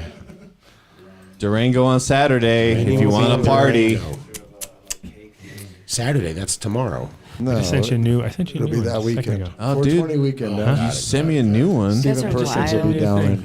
We're playing the Animus Hotel. God. Oh, no, that's the wrong one. You sent me the wrong thing. We don't party. That was at least relevant for today. Yeah, good job, dude. You did decent. Oh, no, here it is. It's funny. I told you, not for a long time. All right. Well, you know, I'm under pressure. All right, we have people in the green room, by the way. I know they're loud. Dude, they're so loud. Why don't the people in the green room are fucking loud. Oh, the big guys are here. The big fucking guys. loud as shit. Oh, the tall ones. The tall man. Now we go into the Lord of Rings. Get ready. I don't have a new flyer. Oh, this is the gathering. Yes, the gathering is happening. Yeah, you mark the door. Anyway, so many breweries. We're gonna do 20. Oh yeah, and then tell everyone what the deal with the Patreon is there, DJC. What do we do on the Patreon? Yeah. What exactly happens there? What exactly happens? We blow up DJC's face and we throw it in the background. That's right. They put a lot of pictures of me up in my poker days. Yeah, lots of. I wear a Hershey's Kiss on my head every now and then. Adam divulges his deepest, darkest secrets and his inner traumas. It usually kind of ends up with me curled up in a ball on the ground, it's like crying. the corn singer at the end of every album. We don't even have to tell you what J-Lo does. It's on her OnlyFans page. Well, we were describing it earlier. Yeah. You were talking about the fishnets and the pasties and all that good stuff. I thought it was the whole Canyon ad. Patreon.com/Adam. That goes live. Oh, there you go. So there's the updated version. We got Norwood Fisher from Fishbone, and we got Brian Jordan also on the Willie Waldman project, and we have Smiley Girl, which came to me yesterday with the scientist. So that's the freshly updated, but there's more coming. Wow. There's DJ Jean Juan. I think he's new, and then still. Obviously Ribs and Mateo. I just went and visited in New York, and he is playing the Oscars on Sunday. That's so crazy.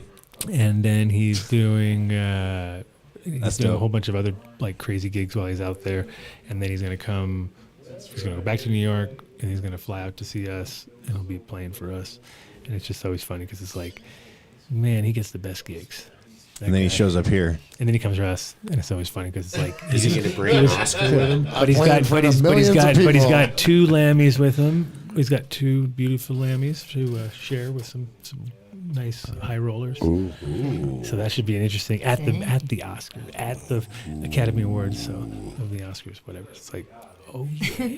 I was like, you know that's going to blow the entire fucking place up, right? I was like, he's like, well, shit happens, right? Let him do his thing. I was like, all right, go for it. So good luck with that. J-Lo twerks. Oh yeah, J-Lo twerks for sure. That's like normal. That's only on the Patreon though. Patreon.com/Adam Dunn Show. Patreon, yeah, and that's it's an extra hour bonus every time, and you get some crushed seeds.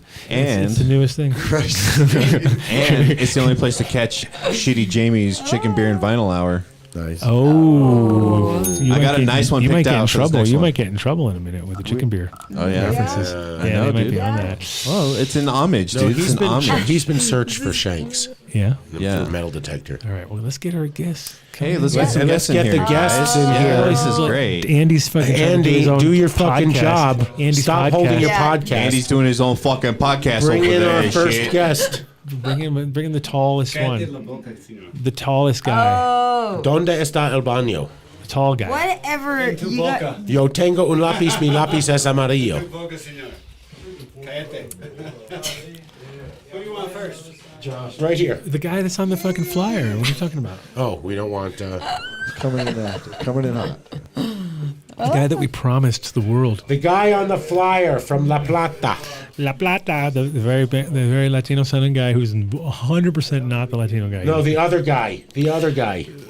The one that was on the flyer, not the surprise guest. You're like the surprise guest. You're my Patreon. You're my Patreon account. We're gonna save him for Patreon. We're charging people for you. Yeah, you got to get your worth. Yeah. While we're doing the switch up, guy when you're PooGod. We should tell people to get their last minute entries for the Dunn.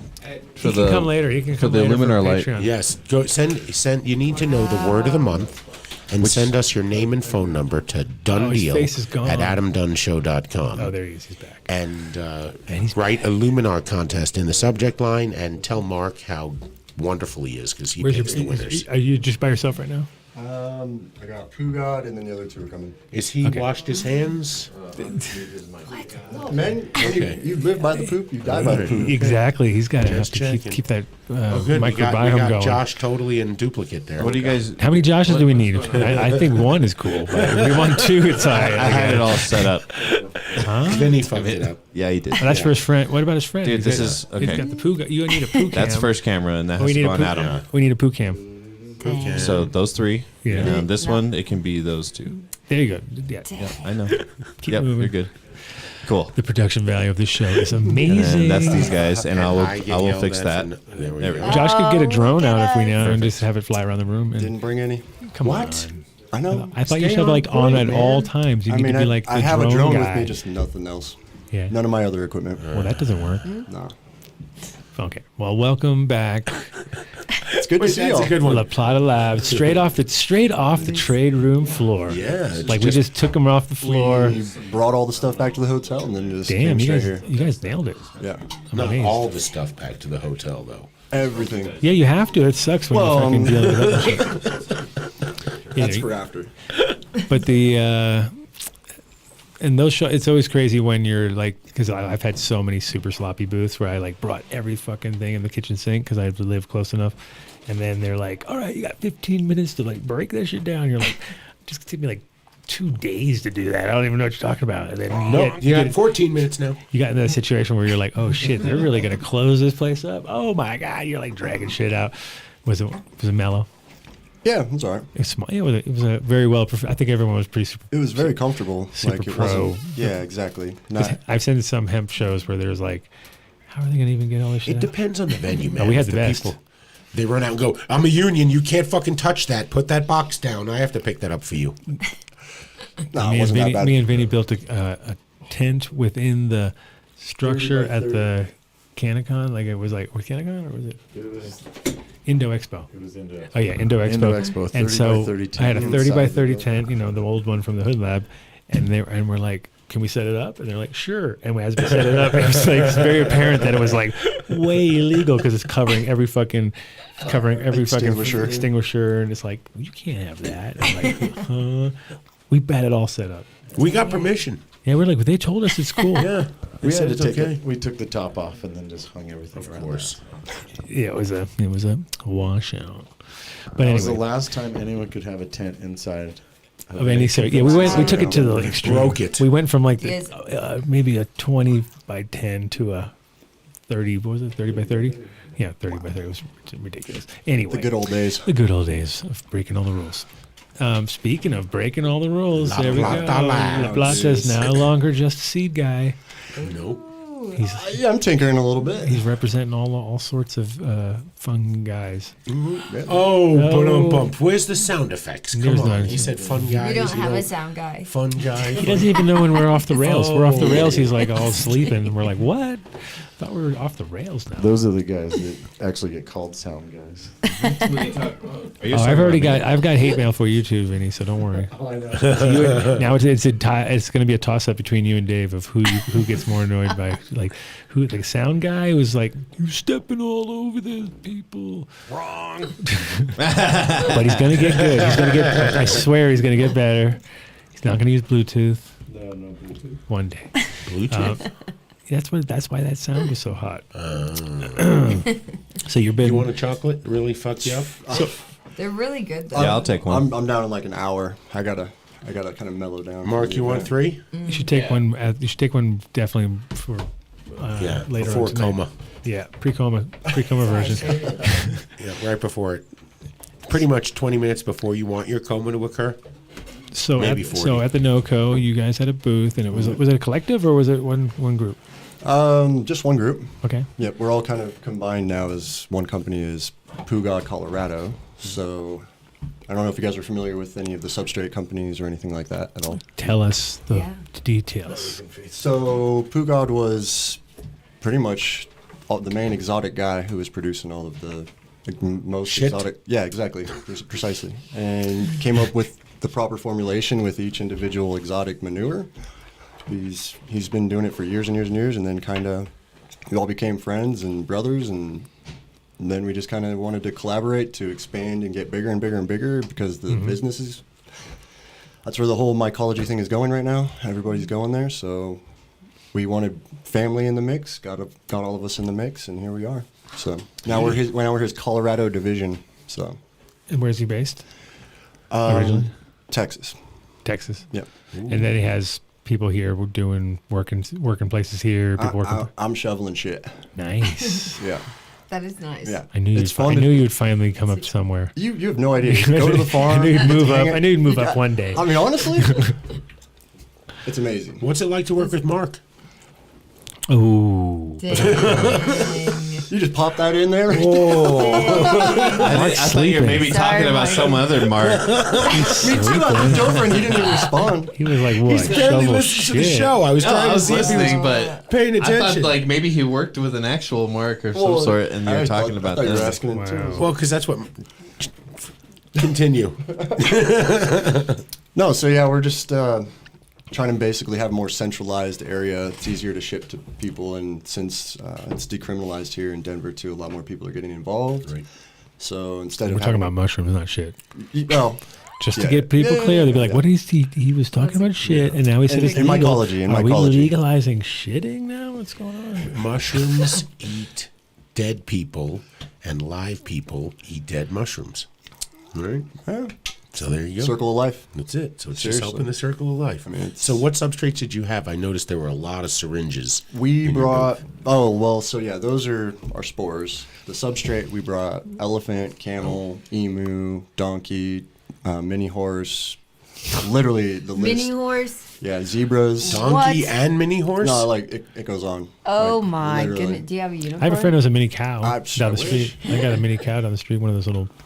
Tiny cow? No, cow works too. It's any herbivore. Any That is herbivore. impressive, though.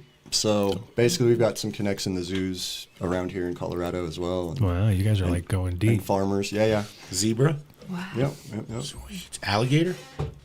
No, but Their shit's gotta suck. this. hippopotamus though, yeah. Hippopotamus. Well, how do you get that?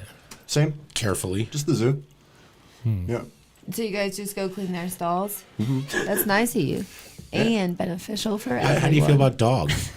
You can come on over. That has to be an herbivore. If it's a vegan dog, then maybe sure, but No, that Wow, would be that'd be a pretty small category, but probably wouldn't produce much That's mushrooms. actually really incredible, though. and wild stuff too, like deer and shit like that, or That's why you can find them on cow patties and stuff, just out in the wild. And then you have you have one set. So you have whatever's in Texas that it doesn't have here. Then they'll bring it like from here and then switch it around back and forth, or Yeah. balance out the poo. balance out the poo. In all honesty, I'm not the main guy to be even speaking about the I know. poo stuff. I'm not the main mycologist or I anything. know. These guys over here, I know, we're gonna get mycology freaks. We'll go deep So, in a minute. I mean, that's how. I know a bunch. I produce the fruits and shovel shit mainly.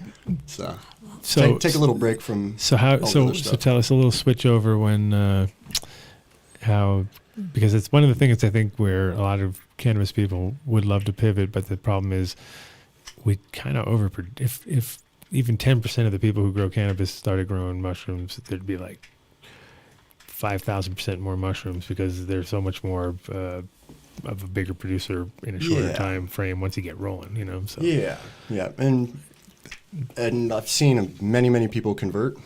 And out of everybody I've seen in the past year, at least 50% of them have already quit growing mushrooms. Wow. Right. It's a lot different, completely different. So, especially when you start going up in scale. So, right. Well, is that just because they have so many failures? Yeah. Yep. The growing pains are way different, and then everybody wants to be able to source everything themselves, which, comparing like the flowering, fruiting room to your sterilizing area, you need probably like 6, 7, 8 times more in your sterilizing and cleaning area than you do your actual fruiting area. Sure. And most people don't have that. Most people are like, oh, I've got these extra rooms and space and garage for fruiting. Yeah. And then they don't think about for everything else. Yeah, so you need like a you need sort of autoclaves. We're going to put an autoclave in your garage when you have your grow in there. We're going to put anything. FRP board, all that stuff. Well, I mean, I would never mix the two. I think it would be stupid because guaranteed to have some overall issue if you try to like push it both ways. So one crime at a time. Yep. You know, like let's keep it, even though they might be legal-ish. But you know how people are in this world right now. They just go a billion miles an hour, and they go big. Yeah. And that's just how it is. Well, and again, like I don't think the market could sustain it anyway. So I mean, it's good that we have a high failure rate in that regards. But so as far as a regular not going crazy and just doing it right, what do you think would be a sort of safe starting point besides like just doing one tit? I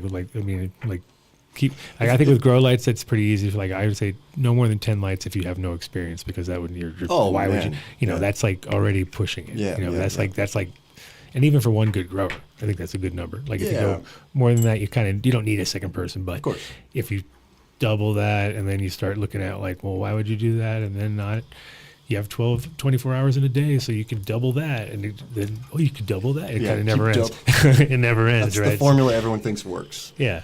Well, it kind of does in the sense of like if you double it, once you start saying like I'll do 8 or 10 times what I'm used to, then then it really goes. Yeah. I mean, but I've also seen you do some pretty funny stuff. Like you had your converted chicken coops things going. Oh, that was great. It was great. It's the greatest project ever in my life. Yeah, I don't even want to talk about that. It was. Look, everyone's like, "What, midget horses?" That's there. I knew that would get them. Midget horses. Midget horses. Yeah, they're so cute. Oh my god, they're obnoxious. They will bite you, but they're so cute. You would love them. They must chase each other around all day. Yeah, it's kind of ridiculous, right? And then on top of that, I'm sure kids get bit by those things all the time just because they're like they think they're like some. Yeah, they just want to try and ride. Unless you got a super dainty one, right? It's like any horse. They're very. They want the owner to be the people who handle them. They don't want just random people. So before we get those guys on, because we'll obviously go down the whole, mycological level, but let's talk about your seed stuff. What you got going on? Because you got. You always, one thing about Josh I always liked is he always put full like real work into strains and long lines and kind of didn't fuck around and just release an F1 every time, which there's so many companies out there that's all they do, or they don't even untested F1s is even worse. But with his stuff, it's like you always say, F4 on this one, and this one's run for you see like and an unreleased also the whole time. Yeah, my main thing with all the other breeders out there is just nobody has any direction. That's why the F1s kind of upset me, is because nobody had a real objective for that strain for the longevity. Mm-hmm. They had an elite, crossed it with an elite, but had no real objective besides that. Right. Well, it's a name. It's a name. I mean, it pretty much comes down to like we want to capture this market, on this hot either strain or name. And some of them are like I see stuff where I'm like, oh, that looks good. No, of course. And I don't know if it carries over well. No, I mean, obviously, you cross something good with something good, it's gonna be good. It should be, but there's some other variables. But it's not very. It's like it's literally throwing darts. At there's no sustenance to it. I want to have a story with my strains. I want to, like it's a chef. I want to have that plate. Mm-hmm. I want to have him have his whole career dedicated to that one plate, and it have that certain flavor, and I get it every single time. Right. And every plate is different. It's like an F1, yeah, for sure. And everybody now is it's like their whole strain library tastes the same. It's all the same mothers, same father, like nothing, like no objective, like no direction. Yeah, no, and that's what's harder about breeding as far as numbers go. You're like, well, you kind of need two elements. You can keep them in seed form and go back and try to find it, but that's also like another whole, how it's all depending on your work up until that point. Yeah. And so if you did it yourself, you might be following the lines, but if it's something that you got, it takes in my opinion, 3 generations of anything to figure it out. And then let's say I made something and then you were going to start inbreeding it. Mm. You had no idea what my actual objective was for that strain. So then it completely, it's a completely different strain by that time, Yeah, exactly. Well, it's a good example. Soma got bag seed from Ja Levi that was sour diesel that had got seeded, and it was like, this is the hottest shit in New York right now. Boom, he gets it. 9/11 happens. he thinks like, okay, maybe since it's diesel, but I can't call it sour diesel, I'll call it New York City diesel. Homage to the firemen, the lost firemen. I knew how to milk it hard, right? He milked that. So I milk it. But in general, that name twist. Well, good thing he didn't call it sour diesel, because then everybody would have said this is purple and it takes 11 weeks. It's not the same, The Oregon sour. And but it did. It was like a shift, like a left turn almost on that strain. So it was pretty easy to identify. If it was a green strain and kind of fluffy, it would have been hella confusing. Would have been a long term. Yeah, 100%. disaster. So so unfortunately, there's a lot of that. And that's literally a seed selection. From him not knowing what the original was. Like if he had known what the original was, he would have been able to focus and say, precisely, that ain't nothing like it. But he was like, and the antidote to that one is that I had some sour that I had grown, and he was one of the first people that I brought it to, and I didn't, but I had this weird, I'm not even going to tell him what it is. I'm just going to see if he likes it. And I go, here, check this out. And he goes, I don't like it. No. And I was like, really? I was like, threw him off, right? And I was like, that's weird. And then like a week later, at my birthday party, I was like smoking some sour, and I would say, he goes, oh, it's sour diesel. He goes, I like it. I was like, what? Dude, you didn't like it when I didn't tell you what it was. He didn't have his coffee that day. And it didn't, he just didn't get it, didn't like that flavor. He likes, because he really likes sweet shit. And the thing is that his New York City diesel is like a grapefruit, kind of like a grapefruit thing. And it smells unique, and you're like, it's got bag appeal. But when you burn it, doesn't have it. It's like, cardboard, it's like it just doesn't do it for me. Doesn't So transition sometimes. No, not at all. It doesn't. It has that awesome smell, no taste, and then beautiful look and really woody. It's like it's a woody plant. So, so it probably grows real, robust outdoors. So it's got that vibe where it's like this seems like could be bulletproof for some people, but it also goes Hermy at the end and has it's like class. It's good old sour diesel. Yeah, and that's how they got whoever got the seeds. However, Jolly, I got the seeds in that bag of weed or whatever. So, yep. Damn, that's luck. Do you know LaPlata Labs as far as previously from bags and weed and things and? I am familiar with them. Yes. Cool. That's really cool. Yeah. No, you had. So what year? Because she, that. So Jayla ran. Pink House and Rare. Also Pink shit! House. Okay. Yeah, Rare Dignus and Pink House and Nice. Harmony Extracts. Oh, all the big Been at spots. A lot of spots through the industry. Yeah, all the big spots. Yeah, I started in 2009, honestly. I was 19. It was before the MED. Yep. But yeah, I've been blessed to Pre-MED. be here. Yeah. MED. Yeah, I definitely ran into them, I'm sure, through some of the events. It's a tight, it's a really small community. Yeah. It's nice. No, it's good to be back. This is like the first time in a couple of years actually going to do something in cannabis related since hemp. Really? So, yeah, no, it feels so good to see all the faces today and yesterday. It was amazing. amazing. You guys had to, like you said yesterday, it was like, oh, we're the only ones not doing what they're doing. We had the only booth there that anybody gave a crap about. Like, wow. No, I'm serious. No, I'll explain why. I'll explain why. Everybody had been getting destroyed in hemp for the past numerous years, and it was kind of nice. You could tell people who were getting paid to go there came up, and they would just be like, oh my God, something else but hemp. I get to talk something completely different. And even if they knew a little bit or didn't, they'd come and get interested and get educated, and it was awesome. It felt like 2014, 15 again. Wow.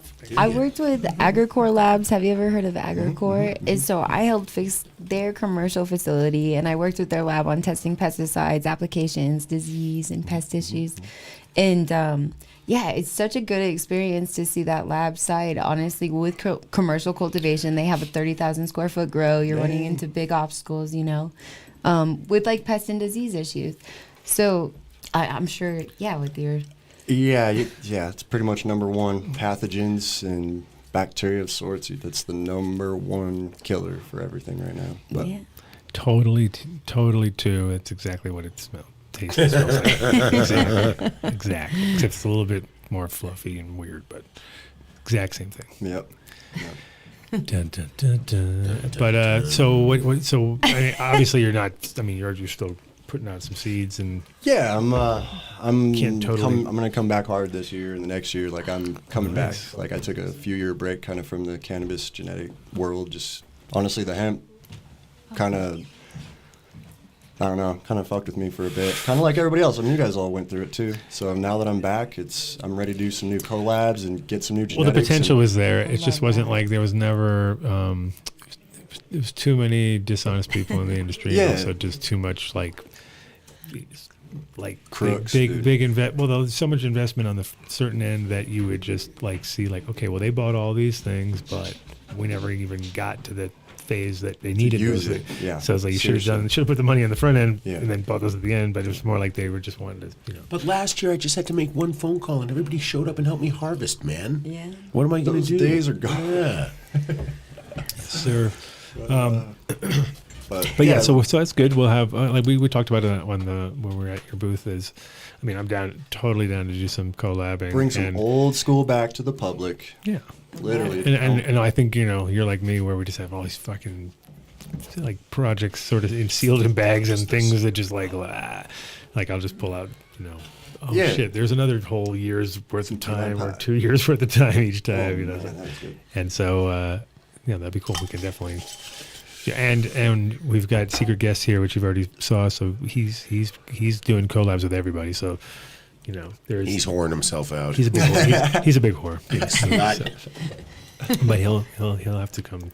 Yeah, none of the runts, none of the gelato, none of the GMO, none of that crap. You sound like Adam. I'm not touching with any of that crap. I'm growing. It's funny. I'm growing for the first time runts and even GMO, which I'm growing. I got it from Bo. Shit. I want to do it myself, and then I'll be able to know because I haven't even really seen a good example of it. So I'm like, all right, well, but it grows pretty sweet. So we'll check it out. Yeah, I'm not dogging that. It's just again, like I don't want to use anything that hasn't had any work done into it. No passion, no heart, no nothing. I'm not. No, I don't want any of that put into my stuff.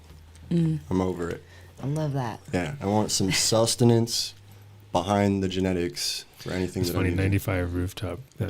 That's literally like seeds that popped that I had from 95 that I grew in 2010 or something like that here, like that. And then he has seeds from 8 years ago, just that's classic. Like shows you how long. Like sometimes you just sit on, and I have seeds like that too. I've still the same seeds. I still have roof 95s from the ones that made those that I need to go through. And I found some good males in that. And that was just seeds that were finished in Amsterdam outdoors, which is rare. And it was on my roof, and it had a little yin yang kind of symbol on it, and it was just like whatever, it's roof. it's a roof thing. And I found the seeds in a bag that I have of seeds that I collected in Amsterdam. That I have like weird ones, like and nothing's written. Nothing's organized. Well, there's some little scribbles here and there and indicators. But you just don't even know what it still resembles to what you wrote down. I do that all the time. Like, oh yeah, there's all sorts of like I'll remember that. Like I'll remember that. 2 years later, like even that yin yang that was like used for a couple of different things. It was used for sage. Sage was the yin yang first, and then it became like sage, and then we're like, well, we'll just reuse the yin yang for this other thing because it's a cool symbol. Because that was just like our unknown instead of a question mark. I was like, do that, That's your new strain. And then, but there's definitely a whole bunch of that going on where you just don't know until like I said, never name it till you fucking grown it. That's what I'm saying. It needs to name itself pretty much. Yeah. And then you're like, oh, that's why it does that, because it grows like a fucking like even like Kush. I think if they had named it what it was, they were gonna call it Grapevine. That was their original name, and that was like their code name in their group. That they were like the grape, and I like that. I was like that is so more like what it was. Because the original is like a grapevine. It grows up and kind of hangs down. It's really lanky. It's not where you say Kush. You can look it up in Rob's book, and it's a fucking symmetrical, perfect plant that looks beautiful. And you're like, oh, that's what that should be a Hindu Kush. Got none of that in there. Like zero. It's like some tropical flop monster that grows beautiful. Tropical flop monster. It was like when everybody started throwing platinum on every single weed name. in the 2000s. And we're just like, what makes it platinum? Like, I know. They just tossed it on there. And it was funny because it was sometimes right, and you'd be like, okay, that's worth it. Exactly. And so you'd remember it as that platinum. You know, Yeah, and but then you'd be like, everybody threw it on everything, and then you were like, nah. Yeah. It's funny to see a lot of strains go through that throughout the like decades or years, even in phases now. for sure. Like Blue Dream, I remember every mother trucker wanted that. Everybody, they'd pay extra. Now you can't find it. Can't find it. Yeah, the real cut. Yep. Shark's breath. Did you guys ever smoke or grow shark's breath? Of course. Phenomenal. Phenomenal. Where is that now? Europe, probably. It's the last time I saw it. Shark's breath. It used to taste and grow so distinctive. It had those pointy, like shark teeth, kind of like leaves, and oh, she was sexy. That's funny. That's exactly why it was named that too. Yeah. Yep. See, now Those are imagine the if they things I didn't grow, appreciate. like imagine they named it something, Flop Monster. That would have not worked at all. It would have been like, this is not Flop Monster, this is like shark teeth. Like, oh, there you go. Girl Scout cookies. Well, that's wild. You know, that's to me. Well, and then like GMO is even better, just because it's like there's GMOs in Girl Scout cookies. You know what I mean? And so instead of calling it like any kind of cookie cross, they just said fuck it, we'll just call it GMO. And I was like, all right. So I mean, it's chem, so it's all right. It doesn't matter at that point, you know. Key lime pies. There's controversy that it's a pheno of Girl Scout cookie. Key lime pie was out way before Girl Scout cookie, though, I think. That's what doesn't add up. But there's always these Chicken before the egg. Chicken for. Oh. See, like I think you're like. From what I remember, maybe 4 or 5 years before. He's like, it's like Scooby Doo now. We have like Scooby. We'll be able to have a tissue culture lab coming on in a few months, and we'll have a soft tissue culture lab on in a few months. They have a 8 fingerprint genetic marker so that they can identify, and they're way beyond the Phylos bioscience universe, and they'll be able to just tell you exactly, this is it or this isn't it. Are they stealing the genetics too? Yeah, No, that's what I'm thinking about. Okay. not at all. This is amazing. I'm looking forward to introducing I know, that's the them to the scariest part, community. though. It's the scariest part. It's gonna- Platinum J-Lo pasties. Thank you. She's That's wearing the them right nicest now. thing I've ever heard. Yeah, there you go.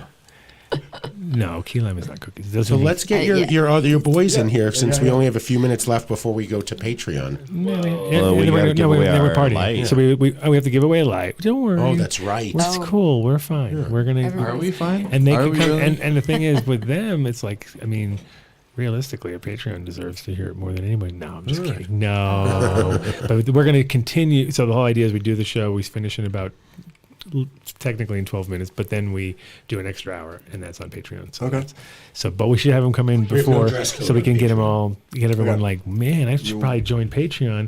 Also, the top 50 people, the first 50 people who contact me after the Patreon get on our top 50 list, and our top 50 list, but if they don't contact us and they're in the top 50, that doesn't guarantee them, because they get bumped.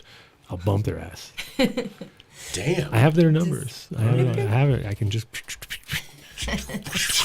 So the first, I think we're up to like 28 or something like that, or maybe 30. So there's like 20 spots left, and those would be like the top 50.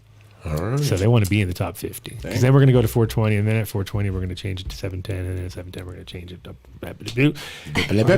That's a long time away, but right now we're at 26. Winning. So those 26 people get to hang out with us after, and they get to hang out with our super secret guest, because he's gonna make it like mayhem in here. Exactly. Stories no to that. galore. So let's get them in here. Let's talk some normal talk for a few minutes. We don't want to give away the lamp first? And we're going to give Like away you the said? lamp together with them. Don't worry. They're going to come in and hang out with us, and we're going to give away the light. All right. How do we do that, though? How do we give away the lamp? What are you talking about? First, we got to talk about them. We got to say, "Yo, Illuminar!" Wah, wah, wah, wah. Where's all the horns and shit? What, are we doing this right now, or what? I guess the show's almost over. It's 10 minutes away. 10 minutes till the end of the show. What? Nobody panic. Okay. Is there a It's panic? organic. Okay, we're going here. No, not just, Illuminar. yeah, first we talk about Illuminar. Yeah, let's then talk we do about the- Illuminar. Don't get drum rolling already. What's going on with the drum rolls? I don't know. Slow your roll, bro. Slow your roll, bro. All right. Illuminar, the best lighting company out there right now, just crushing it. You can, and now that the trade shows are back on, when you go, you're going to see not only are the best show. They have the best swag. They got the best crew. Cool booth. Always a good booth. Always a good time.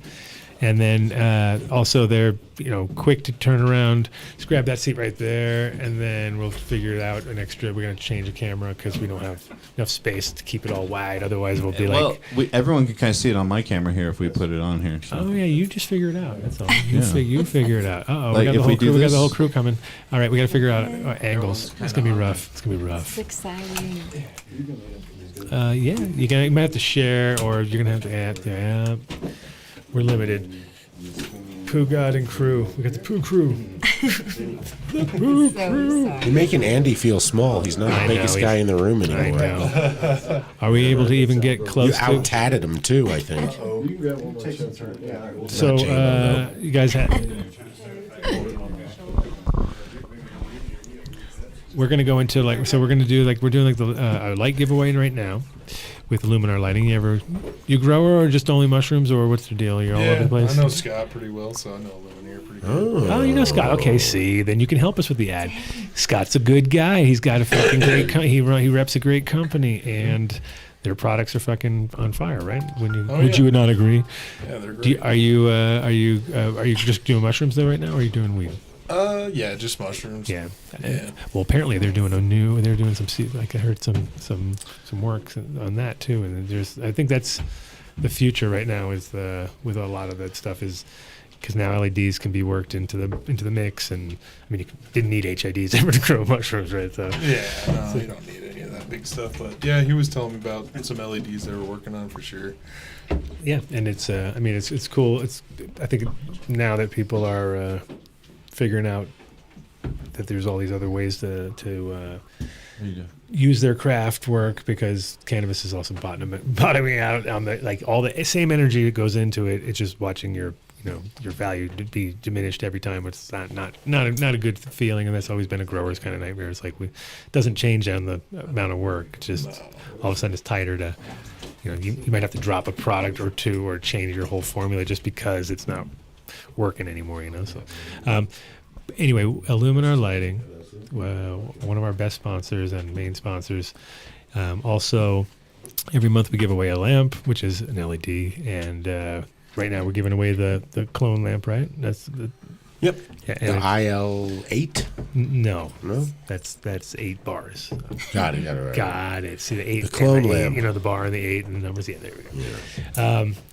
But yeah, it's definitely there he is. Luminar Scott's in the house. What do we got going on here? Just some terps. Okay. You have to ask around here. You got to ask. But yeah, definitely every month we've been giving away a lamp for for a long time now. How long? 3 years. Yeah. So and got definitely some great results. And I've been using the IL8s myself, which are the far red ones. And again, every time you do a crop, you're like, it's the best crop ever. And this time it's definitely the best crop ever. And also change the food too, so that helps. But anyway, Scott's in the house. Look at that. Please make sure you know the word of the month when they tell us. So we do we know the word of the month, or are we? Hey, Scott. I just figured it out. I'm good. Yes. Okay, so we know. Somebody knows in our crew. We're not all standing there going, okay, so what is it? I don't know. And then we given away. We literally gave away lights with the wrong name, with the wrong word of the month, because none of us knew. It was the right word of the month. But it was the wrong month. Yeah, it was a couple months earlier, and we're like, well, yeah, that sounds familiar. We're that bad. But we had the owner of the company actually on, who went, Yeah, he didn't even know. He was not an owner. He was a partner. Excuse me. Don't say owner. You get him in trouble. But he was literally the guy. And the problem was that he had come up with that word of the month 2 months earlier. So that's why he was all excited, I think, in the end. It was not anything to do with me on point. So speaking of not being on point, you better get on it. Fucking. Here we go. Ready? Answer your phone. Please answer your phone, whoever your winner are. Oh, what are we doing this right now? Yeah. Yes. We got 5 minutes till the end of the show. And then these guys are going to hang out with us, and we're going to do Patreon. We're trying to do cameras over here. And I wanted to do enough of an intro so that everyone's like, these guys rock. We're going to hang out with these guys. We're going to pay money to even do it. $4.20. And then we're going to make a shitload of money off you guys, and it's going to be great. Now we'll get 3 extra guys. Well, if 10 people join, we'll all eat mushrooms mushrooms and just hang out for how hours. much mushrooms? That's the question. Hero doses. Whoa. Hero dose. I didn't sign up for this. Now you're talking. Okay. All right. So at least 10. Let's go. I want to see 10 people. All right, we're calling Kyle right now. That's like half the people in Colorado. That's at least half. There's a lot of Kyles. This one's a winner, though. Did anybody search this guy over here? I mean, he's fucking huge. I'm just wondering, you know. Well, Andy would have checked him out. Yeah, we checked him out. We sure he's got the glasses on. We just smiled, so I think he's okay. Are they Oakleys? Because it's He's got a skull on his fucking. Just look at his shoes. Look at his shoes. Don't talk about his tats. Don't. It looks like Kyle's not. Kyle. Don't you have a Kyle riff? Don't you have any South Park Kyle shit? Sorry, Kyle. No, Kyle. Your call has been forwarded. Kyle sucks. Wow. Boo.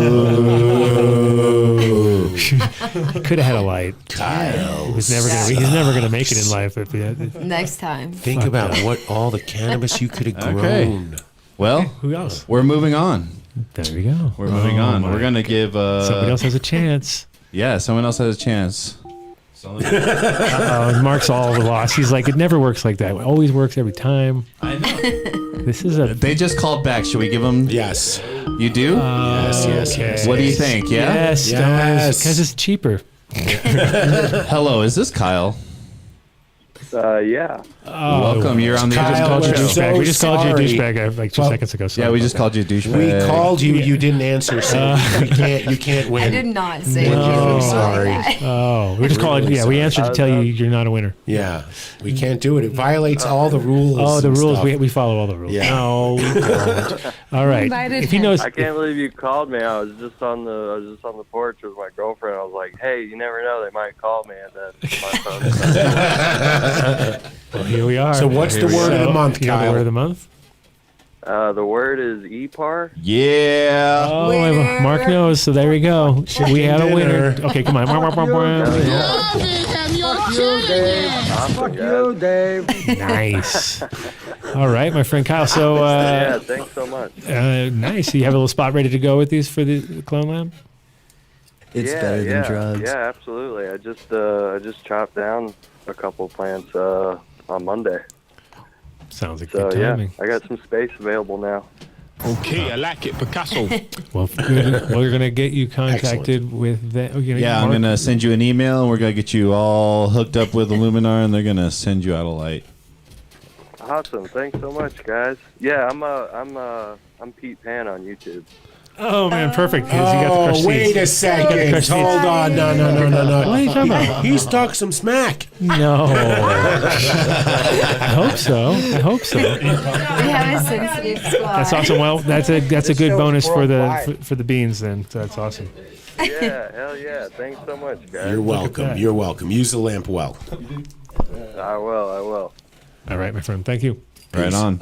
All right, guys. Wait, are you a Patreon supporter? Yes. Yeah. All right. Of course, he wouldn't have got the beans Relax, pushed. bro. Relax, bro. Just relax, dude. Just trying to sell it to him.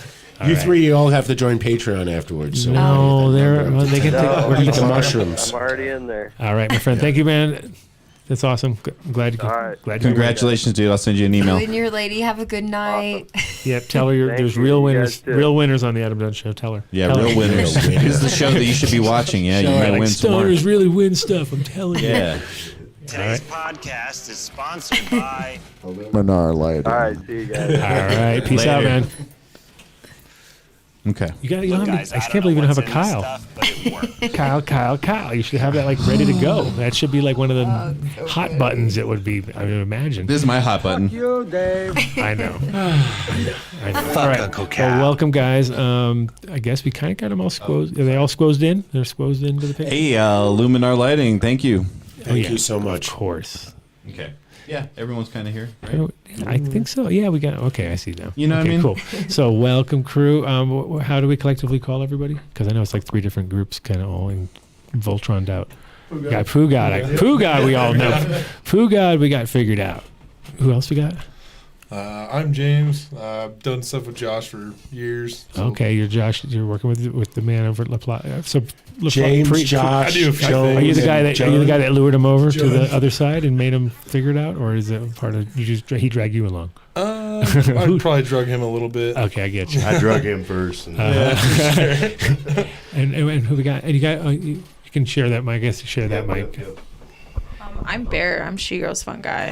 Nice. Nice. She Girls Double nice. Fungi. She grows fungi. And spelled like fungi, not like fungi. I mean, it's obvious. We'd be using that one as much as possible. And you guys ran that booth for the last couple of days, and I know it was definitely the more popular booth, which is cool because it's always good to be the cool kids at the party, right? So it's like, you guys, I walked in, I was like, all right, well, this place is busy, and people are definitely interested because mushrooms are the hot subject here, and definitely Denver, you know. And psychedelic mushroom use. Are you you guys are all based, I guess, in mostly Denver, I would assume? Home base is Texas. Well, yeah. Houston area. Where the real poo, the master of Colorado, poo is. too. That's right. Poo master. We were talking a little bit with Josh about this, your sourcing. It sounded very exotic. All exotic. Yeah. All exotic. Well, we got to give people the reason to join Patreon and say we're gonna carry this over to Patreon. So come on, you have to join. Mark put the link up there. Mm-hmm. It's $4.20 a month. That's like, what did we say was $1.05 a show? Yeah, it's only $1.05 to hang out with this crew, and a special guest coming in a minute. Yeah. And Josh from LaPlata Labs. So it's pretty much like we normally do. It turns into a party at the end of the show. And then we hang out for an hour with all the crew from the Patreon posse, which is growing every day. It's cool because every time I get one and I show my kid, he gets really jealous. He's like, dude, you got another one? Oh. That's all he cares about, obviously. So, how many subs you got, Dad? How many subs? He's like, you got 10,700 subs. I'm like, yeah, you gotta hurry up, kid. He's like, oh, he's working. He'll be there next week. Yeah, he was out hustling all the booths at NoCo. It's kind of funny. He hustled you guys. Yeah, he hustled you guys. So there you go. You know, they know all about PDX Amazing.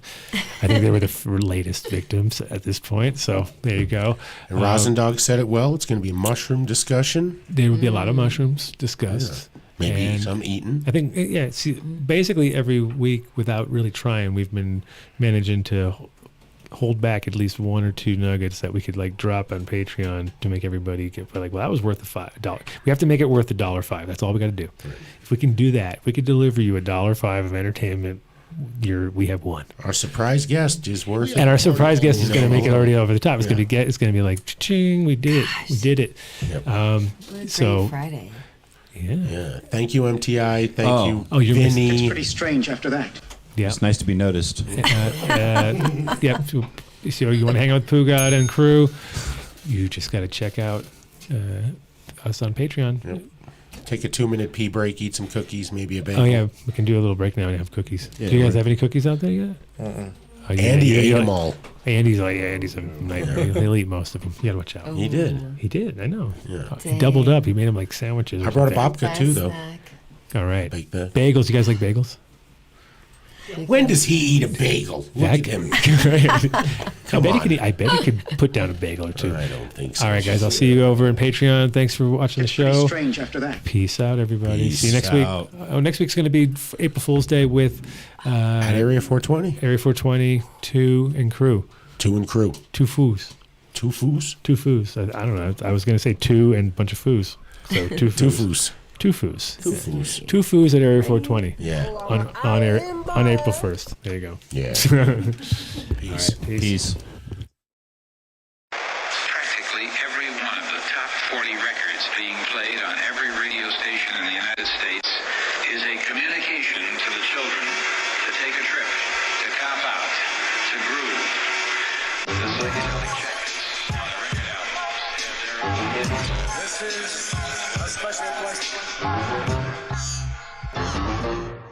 We don't want you to smoke genetically modified ganja. We want you to smoke the real thing. Me? We want you to smoke the natural herb. Sweet. Some call it marijuana. Sweet. Some call it sesame. Sweet. Some call it lamb's bread. The tea. And some people call it